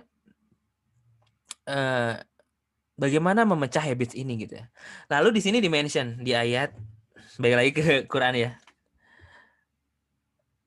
60. Al-Anbiya ayat 60. Mari kita simak dan maknai bareng-bareng teman-teman. Bismillahirrahmanirrahim. Mereka yang lain berkata, kami mendengar ada seorang pemuda yang mencela berhala-berhala ini, namanya Ibrahim. Sekali lagi ya. Mereka yang lain berkata, kami mendengar ada seorang pemuda yang mencela berhala-berhala ini, namanya Ibrahim. Ada sebuah, kalau bahasa mungkin entah organisasi atau apa ya, saya sering dengar ini di teman-teman aktivis, status quo, zona nyaman. Zona nyaman itu luas sekali artinya. Ketika ada budaya yang sudah mengakar dan menjadi adat istiadat dan hukum yang mengikat di sana, maka status quo itu pun ada di sana. Lalu siapa yang bisa merubah budaya? Siapa yang bisa merubah kebiasaan? Siapa yang bisa menegakkan kebenaran? Ternyata Allah Subhanahu wa taala dengan firman-Nya di sini mencontohkan dengan Nabi Ibrahim yang masih menjadi pemuda yang dibakar hidup-hidup ternyata pada saat itu. Guys, ternyata bisa loh. Salah satu ikhtiarnya itu adalah perubahan yang dilakukan oleh pemuda. ada sebuah rem dari gasnya, dari sebuah transportasi yang ngegas tentang budayanya, ya perlu ada yang rem-remnya. Siapa? Pemuda, anak muda. Kita yang menghentikan, kita yang memecah status quo itu, kita yang menghentikan budaya tersebut, kita yang perlahan dari sekarang itu mundur perlahan dari hal-hal yang sekiranya itu nanti mengikat dan menzolimi orang. Gitu. Apapun teman-teman, apapun saya sampaikan, apapun itu. Sulit, iya. Dicontohin dibilangin sama Allah. Orang Nabi Ibrahim aja ini ngolok-ngolok gini langsung digas sama orang-orangnya. Engkau main-main sama kita. Lu berani banget sama kita. Lu punya apa? Lu siapa? Itu bapaknya, Bos, yang marah-marah. Serius. Ini bapaknya. Jadi ketika ada seorang anak itu ternyata tidak sefaham, ternyata dari segi pemahaman sama orang tuanya, itu sunatullah, teman-teman. Itu sudah pernah terjadi dan berulang. Cuma tokohnya yang berbeda. Bisa jadi kita tokohnya sekarang. Walau alam, semoga kita bukan menjadi tokoh ayahnya. Kebayang nggak, teman-teman, maksud saya? Jadi inilah, teman-teman, kondisi di mana habits itu ada. Dari mana habits ini berasal? Dan kepada siapakah kita perlu merujuk habits? Dan bagaimana kita perlu menghentikan habits yang sudah tidak ada, yang kira-kira tidak benar, dengan kontribusi kita. Minimal banget kita sendiri gitu loh. Minimal kita sendiri dulu deh. Oh, udah paham nih, udah ngerti habits itu sebenarnya tuh landasannya siapa, rujukannya siapa. Oke. Selesai gitu ya. Kalau gitu. Kalau ada yang di luar itu berarti kita nggak perlu ikutin. Kan gitu ya, teman-teman. Seperti itu. Kalau ngelihat guru kita, itu maksudnya ke adab. Lihat para ulama, masuknya ke adab. Ya, masuknya ke adab. Adab mentoknya di mana hukumnya tadi? Sunnah. Nggak kewajib. Sampai sunnah. Gitu ya. Dari guru saya bilang, sampai sunnah aja, Sal. Ya, nggak nyampe wajib. Tapi itulah karena sunnah, itu ujiannya.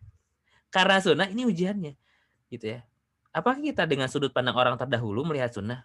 Atau orang zaman sekarang? Gitu. Kalau alam bisawab, itu aja mungkin teman-teman dari saya. Terima kasih kajian tentang habits-nya. Semoga ada hal-hal yang bisa kita ambil dan bisa kita ambil ibrohnya, hikmahnya ya. Setelah ini mungkin bisa berbagi insight. Ya, nggak ada diskusi atau apalah ya. Saya kembali lagi ke Teh Fitri ya. Assalamualaikum warahmatullahi wabarakatuh. Waalaikumsalam warahmatullahi wabarakatuh. Ternyata suara aku masih mantul. Akang punten kalau aku ngomong di mute dulu akangnya.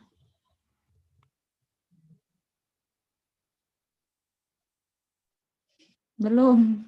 Nah, udah. Alhamdulillahirrahmanirrahim. Ya, makasih Kang Isal. Masya Allah ya, tadi sudah membuka dengan hal-hal yang Masya Allah banget ya, mind blowing nih. Kita ngomongin habits, ternyata kalau kita maknai lagi atau mungkin kita refleksikan ke diri kita sendiri, banyak banget kali ya hal-hal yang selama ini kita lakukan, tapi ternyata itu nggak ada landasan atau landasannya tuh nggak jelas gitu. Hanya sebatas, ya kan biasanya juga kayak gitu. Akhirnya kita membenarkan yang biasa terjadi, gitu, bukan membiasakan yang benar.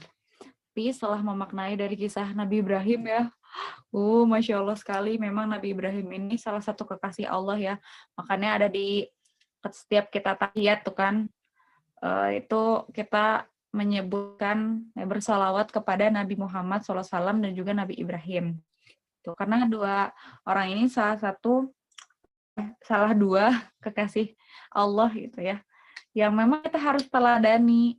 Termasuk Nabi Ibrahim ini bapak disebut apa sih, bapak para tauhid, bapak tauhid ya, bapak tauhid. Jadi kalau belajar tauhid ya belajarlah pada Nabi Ibrahim kayak gitu. Masya Allah banget, tadi sudah membahas ya, baru sedikit segelintir dari yang teman-teman sebutkan tentang kebiasaan-kebiasaan yang biasa terjadi berdasarkan budaya dan lain-lain. Menarik sekali. Termasuk tadi ya mungkin budaya nggak enakan ya, ada bridal shower gitu. Terus juga apa tadi yang sedikit dibahas, aku juga langsung kepikiran sih, iya juga ya lempar bunga. Tadi dimention sama Teh Hanifa, Allah, apa itu udah termasuk syirik ya? Itu maksudnya kan yang lempar bunga kalau yang dapat tuh kan nanti katanya kan bakal nikah cepet gitu kan, bakal yang nyusul next-nya gitu. Ya Allah, kalau dipikir lagi tadi baru terlintas banget tadi apakah itu termasuk syirik atau enggak. Nah, pasti teman-teman di sini udah penasaran banget ya. Mungkin ada hal-hal yang masih yang ingin didiskusikan atau di-sharing-kan atau ditanyakan. Tadi di kolom chat kayaknya udah ada yang mau nanya. Boleh banget, boleh bertanya langsung. Teh Milia kayaknya mau nanya, boleh banget. Silahkan open mic aja. Halo, Open mic aja atau enggak bisa via chat ini. Oke, silahkan Teh Milia suaranya mantul lagi nggak? langsung. Enggak. Nggak, ini. Makasih, mau nanya. Kalau di chat kayaknya agak belibet kalau ngomong langsung aja deh. Jadi gini, Kang siapa? Siapa? Isal ya? Oh ya. Kang Isal. Salam kenal. Oh ya, gini. Bicara soal habit tadi kan Kang Isal itu cerita tentang kayak habit yang biasanya jadi budaya aja kan. Nah, sekarang yang saya mau tanya tuh tentang habit pembiasaan kita kayak daily activity gitu loh.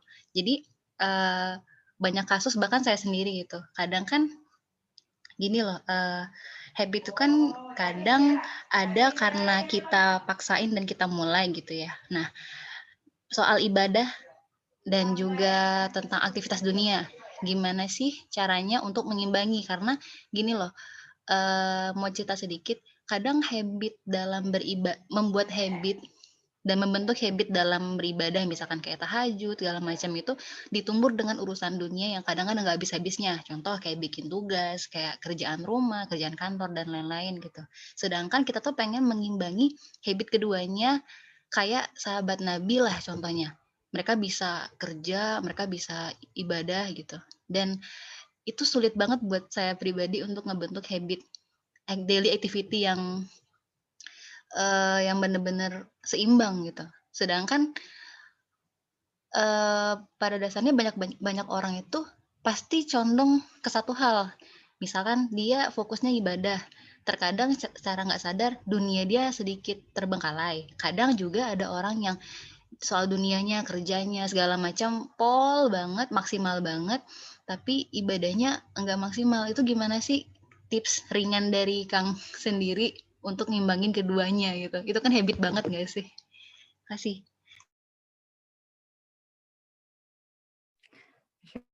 Allah. Makasih Teh Milia. Silahkan Kang Isal. Boleh langsung ditanggapi. Oke. Suara aman? Suara bagus gak? Aman ya? Aman. Oke. Saya bukan orang yang seimbang juga. Saya mau menyampaikan dari guru saya Teh Milia. Guru saya pernah bilang, nah mungkin hadisnya seperti itu ya. Saya pernah kan kalau apa teman-teman baca hadis itu kan dari Aisyah radhiyallahu anha, dari Ali bin Abi Thalib radhiyallahu anhu. Saya pernah mendengar bahwa Rasulullah SAW berkata gitu ya. Kan hadis itu ya. Sederhana itu. Jadi ini bukan hadis tapi ini mah kata guru saya menyampaikan sebuah kalau nggak salah itu ceritanya tentang Salman Al Farisi. Siapa Salman Al Farisi teman-teman?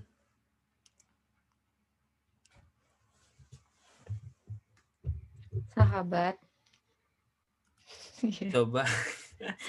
Sahabat Rasulullah SAW yang ngide ini bikin parit waktu perang Honda. Oke. Apa branding Salman Al Farisi? Cerdas. Selain itu?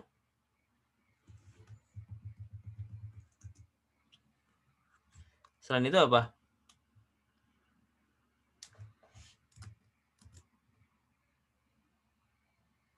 Udah nggak ada lagi. Oke. Responsif, mantap. Nah gini. Jadi maksud saya. Ada kisah tentang Salman Al Farisi dan Abu Darda. Tahu Abu Darda nggak? Pernah dengar nggak? Sahabat Rasul lah ya, salah satu sahabat Rasul. Jadi diceritakan pada saat itu bahwasanya Salman Al-Farisi ketika Salman Al-Farisi itu muhajirin atau ansor? Salman Al-Farisi ini muhajirin ya guys. Ansornya siapa berarti? Abu Darda. Konsep muhajirin ansor ini berarti apa yang mengantarkan setiap orang muhajirin itu perlu diterima dengan baik dan dibantu secara penghidupan itu oleh orang-orang ansor yang ngebantu. Sampai sini ya. Dan pasangan kayak dipasang-pasangin kalau nggak salah gimana saya lupa sistemnya, tapi Salman Al-Farisi itu ke Abu Darda, ini ansornya tuh Abu Darda. Kayak gitu. Suatu hari Salman Al-Farisi ngeh sama sesuatu di Abu Darda. Salman Al-Farisi ngehnya apa? Salman Al-Farisi ngeh bahwasanya Abu Darda ini ternyata orang yang sangat apa? Sangat ahli ibadah. Ahli ibadah. Ketika bersilaturahmi ke rumahnya, mulai tinggal di rumahnya Abu Darda. Salman Al-Farisi melihat istrinya Abu Darda tidak terurus. Pakainya compang-camping, bajunya gitu, pokoknya tampilannya tuh kucel lah gitu. Terus kata istrinya Abu Darda apa?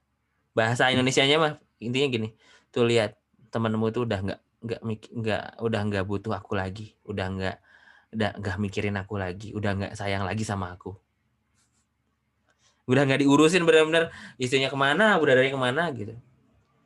Abu Darda ngapain?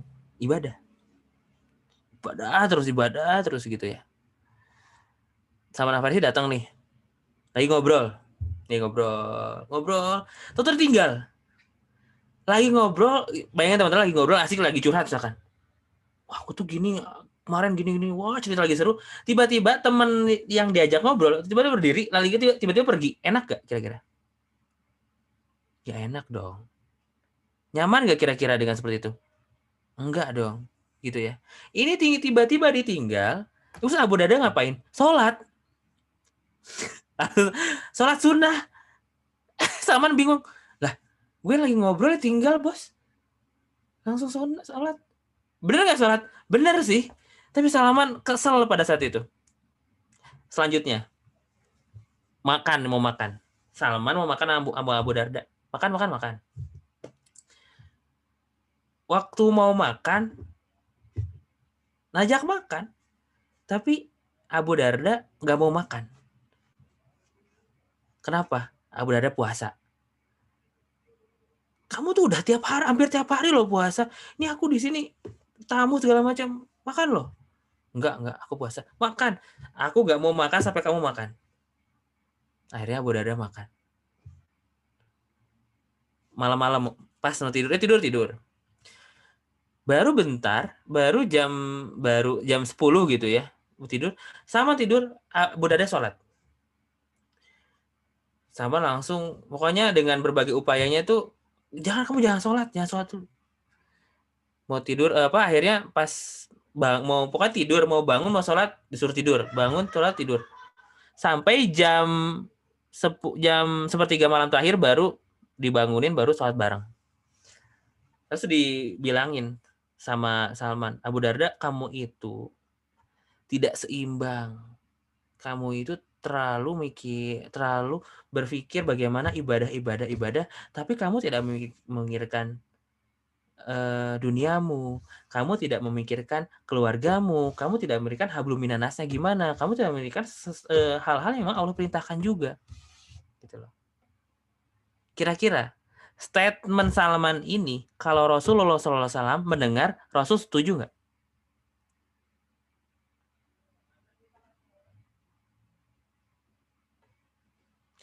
Kira-kira setuju, betul.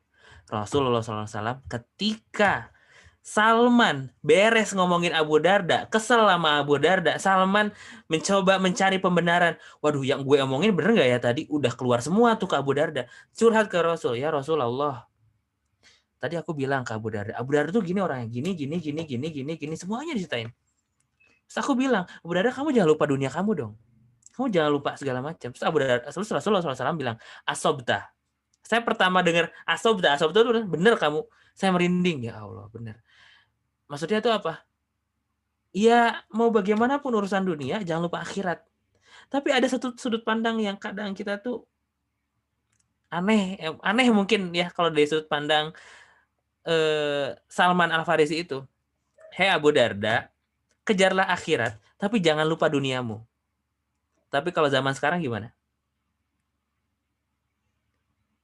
Guys, biasanya kebalik. Kejarlah duniamu, jangan lupa akhiratmu.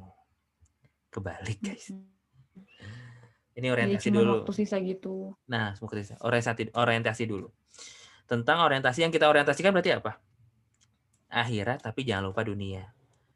Kita nyari akhirat, falal akhiratu khairul laka minal ula. Akhirat itu lebih baik, lebih utama gitu daripada apapun. Guru saya bilang, saya nanya, kalau kerja gimana? Kamu kerja niatnya apa? Nyari nafkah buat keluarga, ibadah. Nyari uang buat apa? Buat sedekah, ngebahagiain orang tua, ibadah. Itu ibadah. Teman-teman. Itu ibadah juga. Gak ada orang yang bisa sempurna ibadahnya bagaimana, pasti ada ibadah andalan. Nah ini. Jadi tipsnya mungkin ya, perlu punya ibadah andalan. Perlu punya ibadah andalan, minimal dari hal kecil. Contoh siapa? Contoh Bilal bin Rabah. Amalan andalannya apa? Sederhana, yang membuat dia masuk surga, itu istiqomahnya dia sholat 2 rakaat setelah wudhu dan menjaga wudhunya. Sederhana. Bilal bin Rabah itu bukan orang yang puitis dan jago ngomong kayak sahabat-sahabat yang lain kalau doa tuh khusyuk, wah dengan syairnya, dengan kata-katanya yang bagus gitu ya. Bilal bin Rabah ngelihat gitu, ya Rasulullah, saya tuh nggak bisa doa kayak sahabat-sahabat yang lain, gimana dong? Emang doa kamu gimana? Allahumma inni as'aluka ridhoka wal jannah wa a'udzubika min sakhatika wan nar. Ya Allah, aku meminta padamu ridhomu dan surgamu, dan aku berlindung dari amarahmu dan nerakamu. Selesai. Kata Rasulullah, ya nggak apa-apa. Doa-doa sahabat-sahabat yang lain itu sudah terangkum dalam doamu itu. Udah selesai sebenarnya. Oh ya udah. Hal-hal kecil. Jadi bisa dari hal-hal kecil dulu mungkin tipsnya ya. Kalau saya bisa kasih tips, walaupun saya bukan orang yang seimbang gitu ya dan segala macamnya. Mulai dari hal kecil gitu ya, tapi istiqomah. Allah senang dengan hal yang kecil tapi istiqomah gitu ya. Hal kecilnya apapun, bisa menjaga wudhu, sedekah subuh, atau apapun yang bisa kita ikhtiarkan. Atau enggak zikir pagi petang, kalau enggak hal-hal kecil dulu. Nanti juga kalau emang Allah izinkan naik level sendiri, bisa apa. Tapi orientasinya akhirat lebih utama daripada dunia. Itu dulu. Gitu deh. Wah, Masya Allah. Makasih, Faisal. Ya, aku mau sedikit ini juga ya, berbagi yang tadi aku habis berguru gitu ya sama guru aku. Terus ngomongin kayak gini, dan aku juga ingat pembahasan di bincang ekonomi syariah. Kayak gini. Sebenarnya kalau misalnya sholat tujuannya apa sih? Pasti kan semuanya langsung ngejawab ibadah gitu ya. Kenapa kamu mau sholat? Kenapa kamu mau sedekah? Ya biar ibadah gitu kan, jawabnya tuh pada ibadah buat Allah. Tapi pas ditanya, kenapa kamu mau makan? Terus jawabnya, karena lapar. Kenapa kamu mau mandi gitu? Ya biar bersih. Kenapa kamu mau nyapu gitu? Ya karena ya lantainya biar bersih. Jarang yang ngejawabnya, kenapa kamu makan? Karena ini perintah Allah. Makan kan perintah Allah, ada di Al-Quran gitu. Harus makan yang halal dan thayyib gitu. Terus mandi, kenapa kamu mandi? Ya karena ini perintah Allah gitu. Ini juga ibadah. Nah, mungkin seringkali kita tuh merasa ya tadi ya, membedakan antara dunia dan akhirat itu, merasa aktivitas-aktivitas akhirat itu yang berbau ritual saja mungkin gitu ya, masih, karena aku pribadi ngerasain gitu sih dulu. Jadi ngerasanya ya kalau mau yang terhitung ibadah itu yang kayak sholat, ngaji, sedekah gitu. Ibadah-ibadah yang terlihat. Padahal seorang muslim itu tidak cukup hanya itu gitu. Bahkan dikatakan rugi banget kalau aktivitas kita itu tidak bernilai ibadah. Dan apa yang membedakan, yang menjadi pembedanya adalah niat. Balik lagi ya ke bab niat yang pernah dibahas juga sama Kang Isal gitu. Ya makanya bagaimana agar kita bisa seimbang gitu ya, seimbang bahwa dunia ini teh untuk bekal akhirat. Sebenarnya nggak bisa seimbang juga sih. Kalau seimbang tuh berarti kan 50-50 analoginya. Tapi ya kita tuh perlu mempersiapkan apa-apa yang di dunia ini sebagai bakal kita di akhirat nanti kayak gitu. Termasuk rutinitas harian kita harus bernilai ibadah. Bagaimana agar suatu aktivitas kebaikan itu bernilai ibadah? Awalilah dengan basmalah, akhiri dengan hamdalah. Simpel kan teman-teman? Lakukan. Bismillah, alhamdulillah, alhamdulillahirrahmanirrahim. Mau minum? Bismillah, selesainya alhamdulillahirrahmanirrahim. Kayak gitu. Jadi insya Allah itu jadi bakal juga bukan hanya sekedar tadi ya amalan-amalan yang terlihat. Tapi memang kata Kang Isal tadi penting banget kita punya amalan apa ini ya, yang amalan andalan gitu ya Kang ya. Amalan lebih ke amalan hati sih sebenarnya, amalan andalan itu bukan ke amalan yang tadi ya sifatnya tuh ritual gitu ya terlihatnya enggak, tapi memang yang nanti bisa jadi bekal atau jadi kunci ke surga tuh amalan hati. Karena kalau udah sholat duha 12 rakaat juga kalau nggak ikhlas ya ya bukan karena Allah nggak akan dihitung. Oke. Kita next ya. Selanjutnya di sini sudah ada yang raise hand. Kang Fadil Harisa.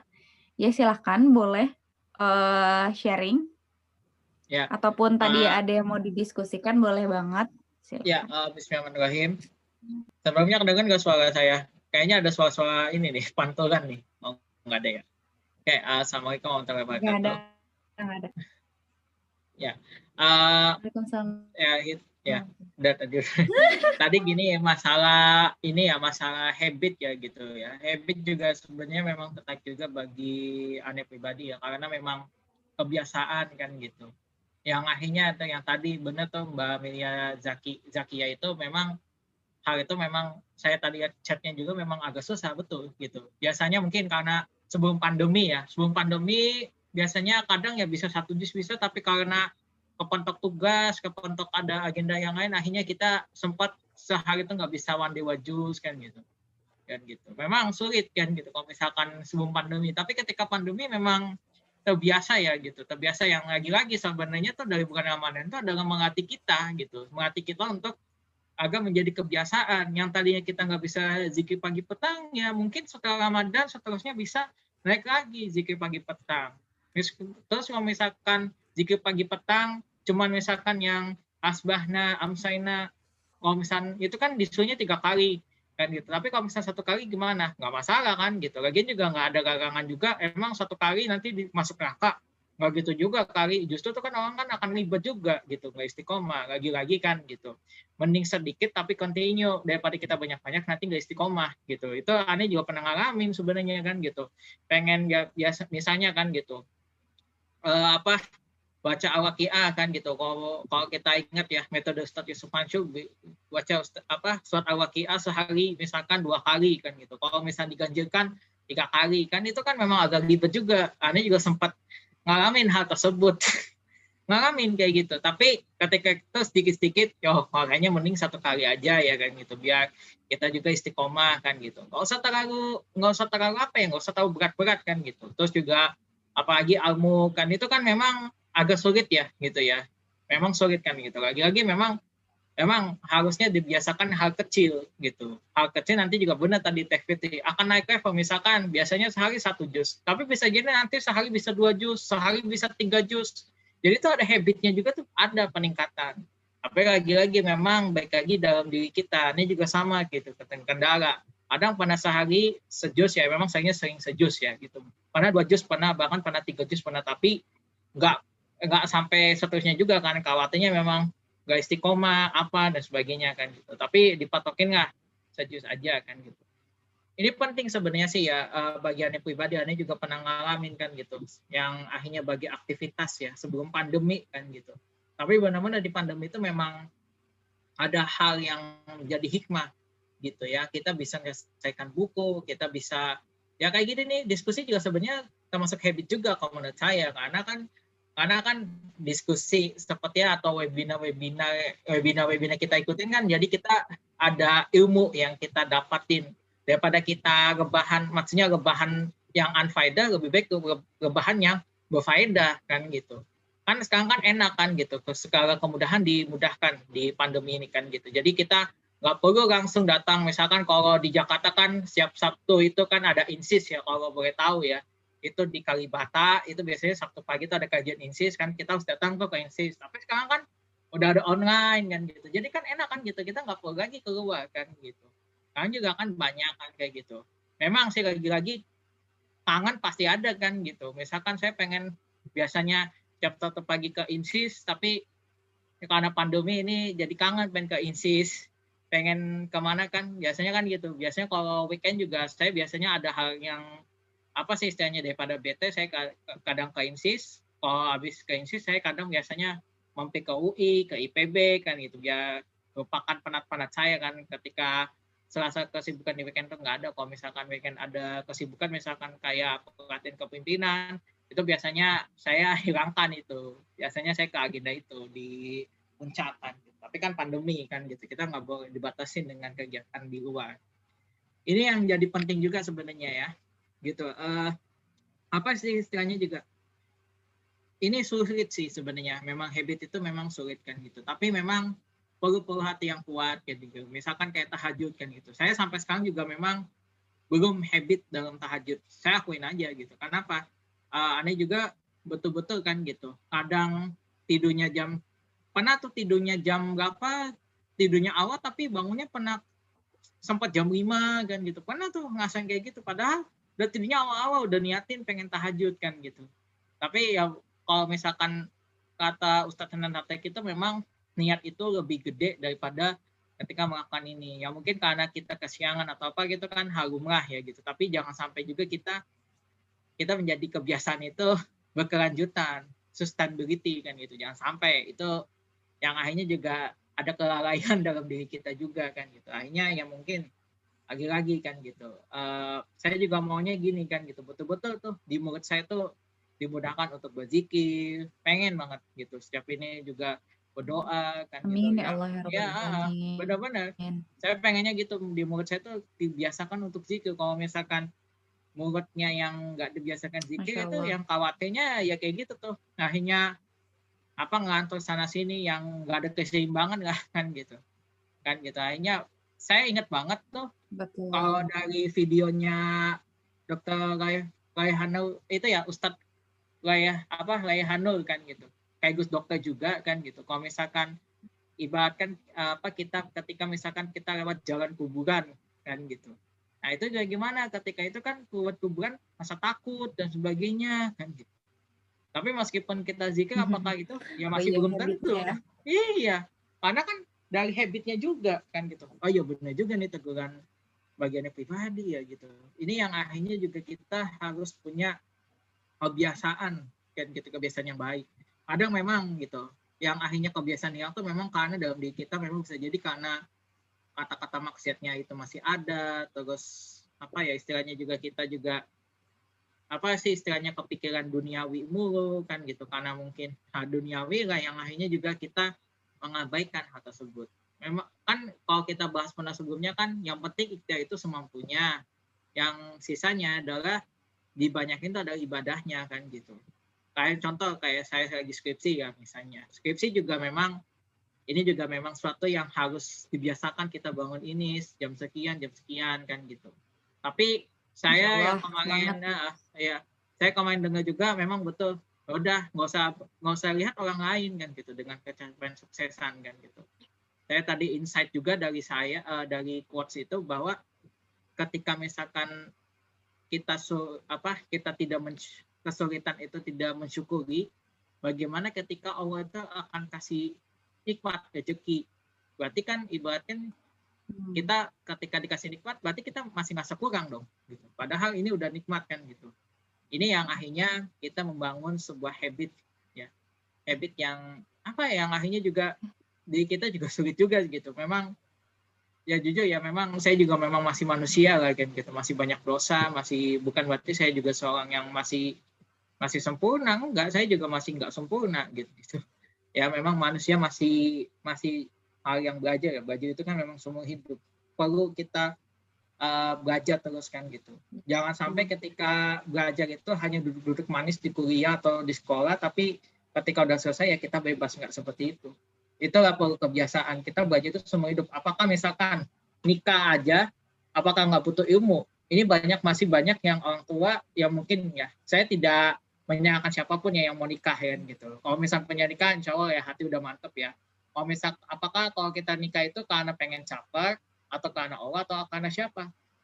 Kita ingat tuh, kalau misalkan karena Allah akan hadirkan lebih baik, akan menikmati rasa syukur gini, bahwa tidak termudah dengan tergoda, bahwa inilah salah satu punya teman, istilah punya king atau queen a long time untuk seumur hidup. Emang sulit kalau misalkan bermain mata itu. Ini yang harus dikebiasakan. Makanya kalau misalkan mau nikah nih, memang perlu netralisir meskipun kita juga tidak merasakan kita tidak tergoda gini. Memang kita perlu netralisir sebenarnya. Kenapa saya mengatakan perlu netralisir? Ini yang akhirnya dia supaya kebiasaan itu tidak menuju ke pernikahan kan gitu. Itu kan jadi penting sebenarnya. Apakah nanti kita punya anak juga nggak butuh ilmu? Butuh.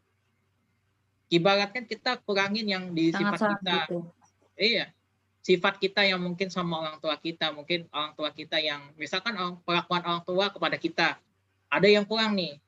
Bukan berarti kita ngejudge orang tua, enggak.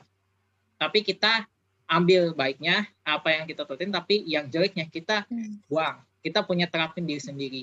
Itu penting sebenarnya. Kalau misalkan karena ibaratkan ya seperti ikutan kayak misalkan public figure yang di istilahnya mohon maaf digembreng ya istilahnya pakai kelakuan hitam, itu kan jadi kebiasaan buruk. Itu kan nggak semua orang itu nggak bisa dapat perlakuan hitam itu, karena justru kalau misalnya dapat perlakuan hitam terus menerus ya akhirnya banyak kan anak-anak sekarang yang tidak disiplin, bahkan mohon maaf sampai lagi ke narkoba, sampai pembunuhan, sampai ikutan geng motor, mabuk-mabukan, itu kan nauzubillah banget, nauzubillah min dzalik. Sulit gitu ya, makanya kan gitu memang perlu netralisir dalam segala apapun ya, supaya habit itu tidak menjerumus ke keturunan. Saya juga jujur sebenarnya memang mau perlu belajar kan gitu. Saya kemarin sempat mau ikut pranikah tapi alhamdulillah ternyata ada kelas pranikah nih yang lain.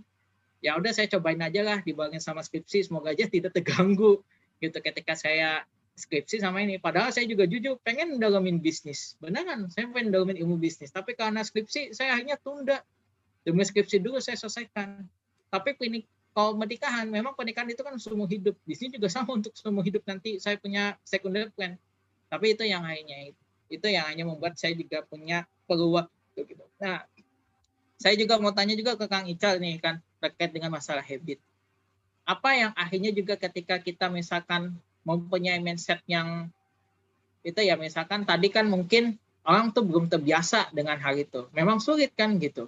Bagaimana sih cara menetralisir kita dalam diri kita dulu dalam sini meskipun hal kecil kan gitu. Memang sulit karena dorongan omongan itu yang akhirnya juga netralisirnya sulit. Bagaimana kita menetralisir itu dari lingkungan sekitar. Itu sih dari saya sih Kang Ica, mohon maaf kalau saya insight-nya terlalu panjang. Cek. Oke. Seperti biasa ya, Kang Fadil. Mantap. Full of insight. Gimana ya? Saya disclaimer teman-teman ya. Ini adalah hasil pemikiran saya. Ini tuh keresahan saya. Bukan berarti saya tuh orang yang paling mampu dan bisa gitu loh teman-teman di sini tuh ya. Dan sudah sempurna tanpa habits yang negatif, enggak juga gitu ya. Ini yang saya sampaikan itu ya semoga jadi doa supaya saya pun dalam kondisi habits yang baik dan bisa menghabitskan hal-hal yang baik juga. terkait ini ya, tentang menjaga diri kita hal-hal yang negatif dan buruk segala macam. Kalau saya pribadi ya, yang saya coba ikhtiarkan adalah ketika dihadapi dengan hal-hal yang memang kayaknya ini nggak dilakukan juga, nggak perlu ngeluh, nggak apa-apa sih gitu ya.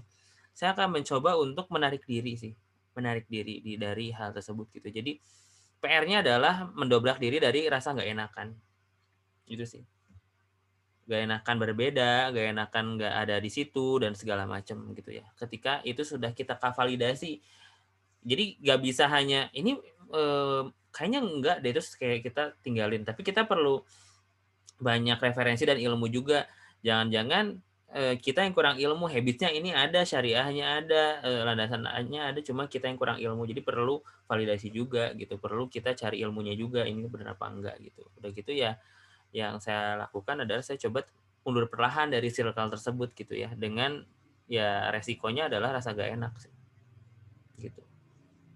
Nah itu Kang Ica, saya juga mau menyinggung masalah itu. Tadi juga baru dengar juga masalah yang apa, masalah tentang yang masa nggak enak. Nah itu bagaimana sih ketika cara harusnya, memang sulit gitu. Saya juga kadang kemarin, saya memang orangnya juga jujur, memang nggak enakan, saya nggak enakan nih, saya nggak enakan nih, saya nggak enakan nih. Mohon maaf ya kalau saya mengganggu, mohon maaf ya kalau kayak gitu. Tapi kadang kemarin tuh ingat banget, saya SMA itu pernah diceng-cengin masalah kayak gitu. Mohon maaf ya mengganggu, padahal kan ya mungkin itu adab, tapi apakah saya juga misalkan diceng-ceng seperti ada yang salah dengan hal tersebut, misalkan terhadap orang rumah atau sama teman dan sebagainya, apakah itu hal itu salah? Terus juga bilang, kenapa sih gitu, Dil kamu tuh kenapa sih emang kayak apa aja kan gitu. Aneh tuh pernah kayak gitu Kang, bagaimana mengatasi hal tersebut, yang masalah yang tanda kutip nggak enakan itu, atau mohon maaf mengganggu gitu?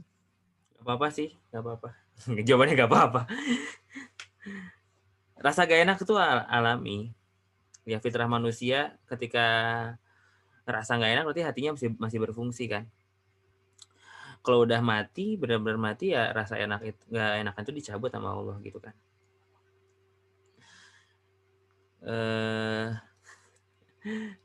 Gimana ya ngasih sudut pandangnya. Sebenarnya gini Kang Fadil ya, rasa gak enak itu tuh karena alami, jadi kita perlu pikirkan itu tuh hal yang wajar dulu, bukan hal yang gak wajar rasa gak enak. Terus ketika kita gak enak sama orang, kalau emang kesalahan kita minta maaf dan segala macamnya. Tapi kalau kita rasa gak enak karena sesuatu yang menurut kita benar, ya itu dia resiko dan perlu ditahan gitu ya. Itu yang ditahan. Minta tolong sama Allah supaya ditenangin hatinya. Karena kita lemah, kita jangan sok kuat. Karena kita bodoh, kita jangan sok pinter. Makanya kita ini bingung juga kan, saya jawabnya. Gimana ya jawabnya kan? Gimana ini ya? Kalaupun teman-teman ya jawaban yang saya sampaikan tadi itu sebenarnya ya nggak masuk akal atau nggak masuk di pikiran teman-teman, ya teman-teman minta ke Allah supaya dapat jawaban yang lebih teman-teman bisa terima. Tapi dengan catatan bisa diterima apa enggaknya itu adalah dengan parameter yang benar gitu, ya kan? Gitu sih Kang Fadil. Jadi minta tolong ke Allah. Iya memang sulit juga Kang. Ya, betul. Memang sulit juga Kang. Saya tuh kemarin tuh gini ya, di sisa kepanitiaan saya pernah jadi panitia itu yang momen-momen the last time with the organization life ya gitu, di organization kampus ya gitu, di kampus organisasi itu memang betul nggak enakan. Saya mau jawabnya gimana, jangan ya mohon maaf gitu kayak si siapa kan gitu, kalau ditanya lo kok tanya saya kan gitu, soalnya kan itu kan bisa menjawab meskipun masa nggak tahu kan, jadi kan ngantuk kan, jadi bingung jawabannya mana yang benar kan gitu. Oh bagi aneh kan gitu, kadang meskipun aneh juga jujur memang belum tahu, tapi juga gimana caranya tuh orang-orang juga bisa mempercayakan bahwa aneh itu masih bisa dipercaya sama gitu. Tapi aneh juga nggak berharap ya, maksudnya dia bisa dipercaya, nggak kayak gitu juga, tapi biar ini juga ini menjaga amanah kan gitu. Ini Allah udah kasih amanah, harusnya bisa bersikap bijaksana kepada mereka, apalagi pada junior-junior yang hanya mempertanyakan gimana sih sikapnya si Bang Fadil kayak gini kan gitu. Aneh tuh sampai mikir seperti itu kemarin tuh. Yang Aneh juga sampai ngerasain ya dapat amanah itu yang nggak banyak kebahagiaannya tapi banyak menderitanya gitu. Yang Aneh juga Aneh mikir itu gimana caranya kan gitu. Yang akhirnya juga ya supaya Aneh juga nggak ditanggung sama di akhirat kan gitu. Karena Ane juga sampai sekarang mikir sudah mengecewakan banyak orang kan gitu. Kalau misalkan ditanya percaya sama misalkan udah ya Ane percaya sama ente deh deal gitu. Padahal Ane juga orang yang sudah banyak mengecewakan banyak orang gitu. Ya, jangan tahu percaya, makanya kan Ane sampai bilang kalau misalnya itu minta sama Allah supaya Ane juga selalu dipercaya sama kalian. Kalau misalkan ini ya khawatirnya kalian akan kecewa daripada nanti itu. Ibaratkan kalau sekarang kan bucin pada manusia tuh yang akhirnya juga membuat ya kitanya yang akhirnya kita menerima baiknya tapi kita nggak bisa menerima buruknya, cuman melihat dari sisi baiknya doang. Pernikahan yang divorce juga kayak gitu kan, cuman hanya menerima baiknya tapi ketika ada kesalahan sedikit aja langsung minta gugat cerai. Itu kan jadi hal yang apa ya istilahnya di public figure ini terutama sih kan gitu. Cuman mengatasi kesalahan sedikit aja nggak bisa diatasin karena cuman kesalahan sedikit. Itu sih Kang dari saya sih. No. Oke, terima kasih Kang Fadil. Oke, Masya Allah. Memang ya, hablum minanas ini juga emang nggak bisa dipelajari cuma dalam satu FN aja ya. Memang yang tadi ditanyain Kang Fadil memang lebih ke hablum minanasnya mungkin kali ya Kang. Jadi memang babnya tuh banyak sekali gitu, dan kalau misalnya mau kita pelajari lebih detail per case kayak gitu, itu harus ada waktu khusus kayak gitu ya. Oh misalnya case-nya tadi ya menghadapi orang yang seperti ini gimana, dan itu sebenarnya lengkap banget sudah dicontohkan oleh Rasulullah SAW. Yang intinya Rasulullah tuh sikapnya nggak general gitu, kayak gini ke semua orang, enggak. Makanya setiap orang yang berhadapan sama beliau itu merasa diistimewakan. Nah, itu yang seni-seni seperti itu kali ya, Kang, yang mungkin bisa jadi PR kita bareng-bareng untuk terus belajar kayak gitu. Komunikasi ya yang terpenting. Karena tadi kalau kita lihat dari kisahnya Nabi Ibrahim pun, Masya Allah ya, beliau itu mau menentang gitu ya, menentang habits yang sudah ada gitu. Tapi apakah barbar? Apakah langsung, wah ini semua kayak gini-gini, nggak boleh gitu. Terus dan segala macam, enggak gitu. Tadi yang disentuh itu adalah logikanya ya Kang Isal ya. Iya Masya Allah banget yang sebenarnya kebodohan mereka itu, maksudnya kebodohan orang-orang yang menyembah berhala itu dijawab oleh dirinya sendiri gitu. Ya di ayat Al-Quran tuh, ya maksudnya cerdas banget gitu Nabi Ibrahim itu kan seni ya teman-teman. Kecerdasan itu tuh petunjuk dari Allah, ilham dari Allah yang kita harus pelajari. Oh berarti ada tips and triknya gitu ya dalam menghadapi case-case-nya gitu. Itu kali ya yang insya Allah nanti ke depannya bisa kita apply. Oke yang lain? Masih ada yang mau share insight? Sepertinya masih ada waktu untuk satu orang lagi. Sebelum kita akhiri perjumpaan kita malam hari ini, ngomongin tentang habits memang seru banget. Mas Muham mungkin?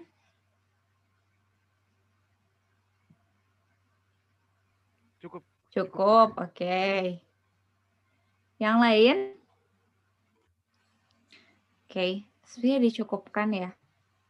Kang Isal mungkin ada pesan-pesan untuk mengakhiri. Bukan kesimpulan sih, tapi lebih ke pesan-pesan ya. Bagaimana menghadapi habits ini gitu, membentuk habits yang baik mungkin tadi. Silahkan. Oke. Sunatullah nggak sih ini? Sunatullah. Baru pagi tadi sih bahas sunatullah ya. Di kelas lain. Nah, sunatullah nggak sih kalau misalkan emang hal ini tuh terjadi hari ini pada kita, mungkin ada budaya-budaya yang kayaknya nggak kayak gitu, syariat Islam kayak gini, kok ini ada segala macam gitu ya. Aku selalu mikir, ya Allah zaman kafir Quraisy itu budaya mereka dan mereka anggap sangat hal lumrah untuk membunuh seorang anak perempuan. Dan ketika dilarang oleh Islam, marah-marah. Bayi perempuan dibunuh, hal yang biasa.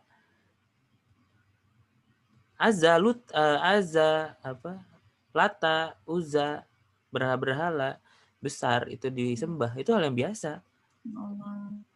Gitu kan.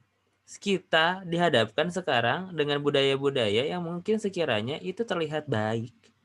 Namun ternyata dampaknya luar biasa, di belakang itu banyak yang terzolimi, banyak yang dirugikan, atau banyak juga syariat Islam yang dilanggar dari praktik-praktik aktivitas yang secara tidak langsung dan tidak sadar kita jalani.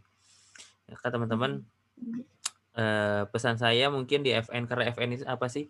FN itu adalah forum kita memperkuat iman kita, akidah kita ya, semoga kita dalam akidah yang lurus, dan untuk mengingatkan kita tuh untuk bergaya hidup halal, teman-teman. Karena teman-teman semuanya teman halal, visinya itu ingin sekali memfasilitasi gaya hidup halal siapapun di dunia ini gitu, menjadi fasilitator, ingin menguatkan dan menjadikan Indonesia itu lebih berkah dari gaya hidup halal. Itu nggak bisa kalau langsung ke gaya hidup halal gitu. Yuk teman-teman kita makan yang halal yang udah terjamin. Ternyata ada satu hal yang perlu kita kuatkan tuh akidah kita udah percaya belum sama Allah, kita udah yakin belum sama Allah, kita kan udah yakin, percaya, kita udah beriman sama Allah, auto deh kita tuh ngejaga makanan kita dan Allah kasih jalan selalu biar kita tuh makan apapun itu tuh udah terjamin gitu. Kan kesana arahnya sebenarnya. Jadi pesan saya teman-teman, mari kita maknai setiap Friday night ini tuh untuk arahnya ke sana, untuk bisa lebih memaknai lagi gaya hidup halal, untuk bisa lebih memaknai lagi bahwasanya akidah adalah poros utama bagaimana Muslim itu menjalani kehidupan. Itu aja dari saya. Terima kasih. Masya Allah. Ya, terima kasih Kang Isal, Masya Allah. Memang ya, sebenarnya tujuan dari Friday Night ini lagi-lagi memang menguatkan akidah kita sebagai fondasi kita bergaya hidup halal. Karena gaya hidup halal itu atau halal lifestyle itu sesederhana kita sebagai seorang muslim menjalankan syariat-syariat Islam. Sebelum ditutup, ya kita tutup sama-sama, aku mau sedikit meng-highlight, sebenarnya tadi banyak banget ya insight-insight-nya, tapi aku mau meng-highlight beberapa poin agar kita benar-benar mencamkan dalam diri kita ya, mulai detik ini aku harus memperbaiki habits aku nih, gitu. Mungkin kalau kata Simon Sinek mah, start with why gitu ya. Kalau kata Rasulullah SAW, mulailah dengan niat. Jadi ya kita tuh berniat dulu sebelum beramal gitu. Nah, habits itu hasil pemikiran manusia sih memang teman-teman. Dan kalau dipikir lagi, kebiasaan-kebiasaan yang ada di masyarakat itu tadi bisa jadi merupakan sebuah gertakan gitu ya. Gertakan yang kalau misalnya tidak disikapi dengan baik atau tidak berlandaskan kebaikan, itu bisa berakhir dengan penyimpangan. Ya, tadi disebutkan Kang Isal seperti itu.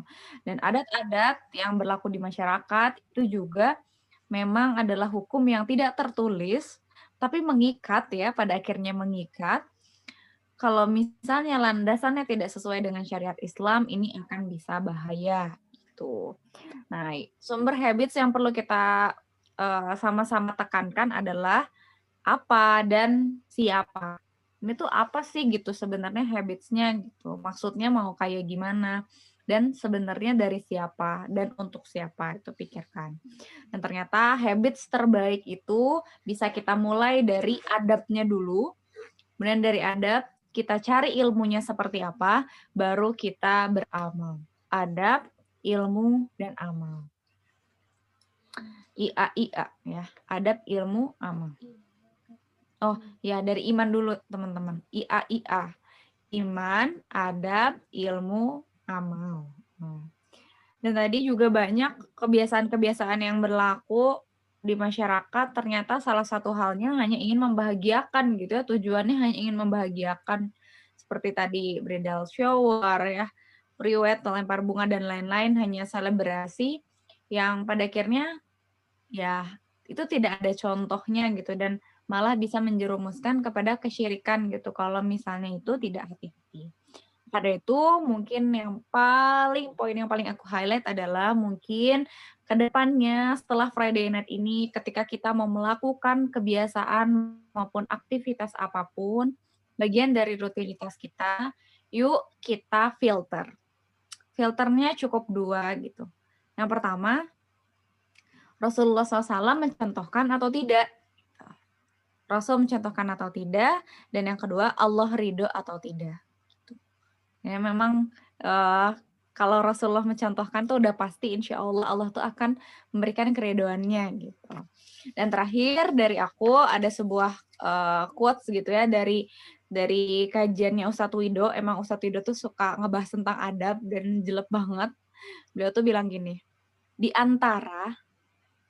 antara bagusnya keislaman seseorang, kalau kita bagus nih keislamannya, atau ya orang-orang yang bagus keislamannya, adalah terhindarnya dari sesuatu yang mubah dan tidak bermanfaat, teman-teman. Jadi kalau orang-orang yang sangat-sangat menjaga dirinya gitu ya, dia itu dan yakin tujuannya itu adalah betul-betul ridho Allah yang dicari di dunia ini, maka dia akan terhindar dari sesuatu yang mubah atau sifatnya boleh tapi tidak bermanfaat. Dia akan ganti sama sesuatu yang mubah tapi bermanfaat, dan lebih lagi tadi ya sampai ke tahap sunnah kayak gitu. Ya mungkin itu yang menjadi highlight. Ya sebenarnya insight-insightnya banyak, tapi tadi aku highlight kembali agar kita sama-sama terus maknai.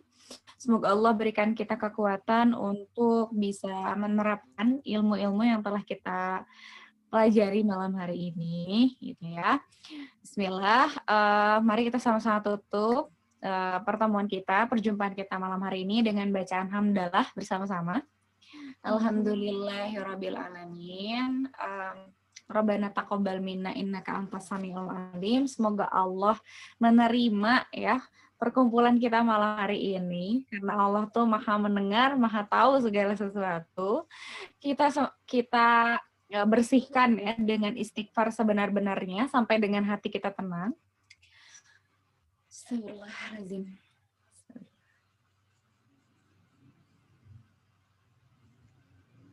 Dan kita sempurnakan dengan doa kifaratul majlis. Subhanakallahumma wa bihamdika asyhadu an la ilaha illa anta astaghfiruka wa atubu ilaik. Amin amin ya Allah ya rabbal alamin. Terima kasih semuanya. Maisal boleh di stop recordnya dulu. Sebelum kita futuh.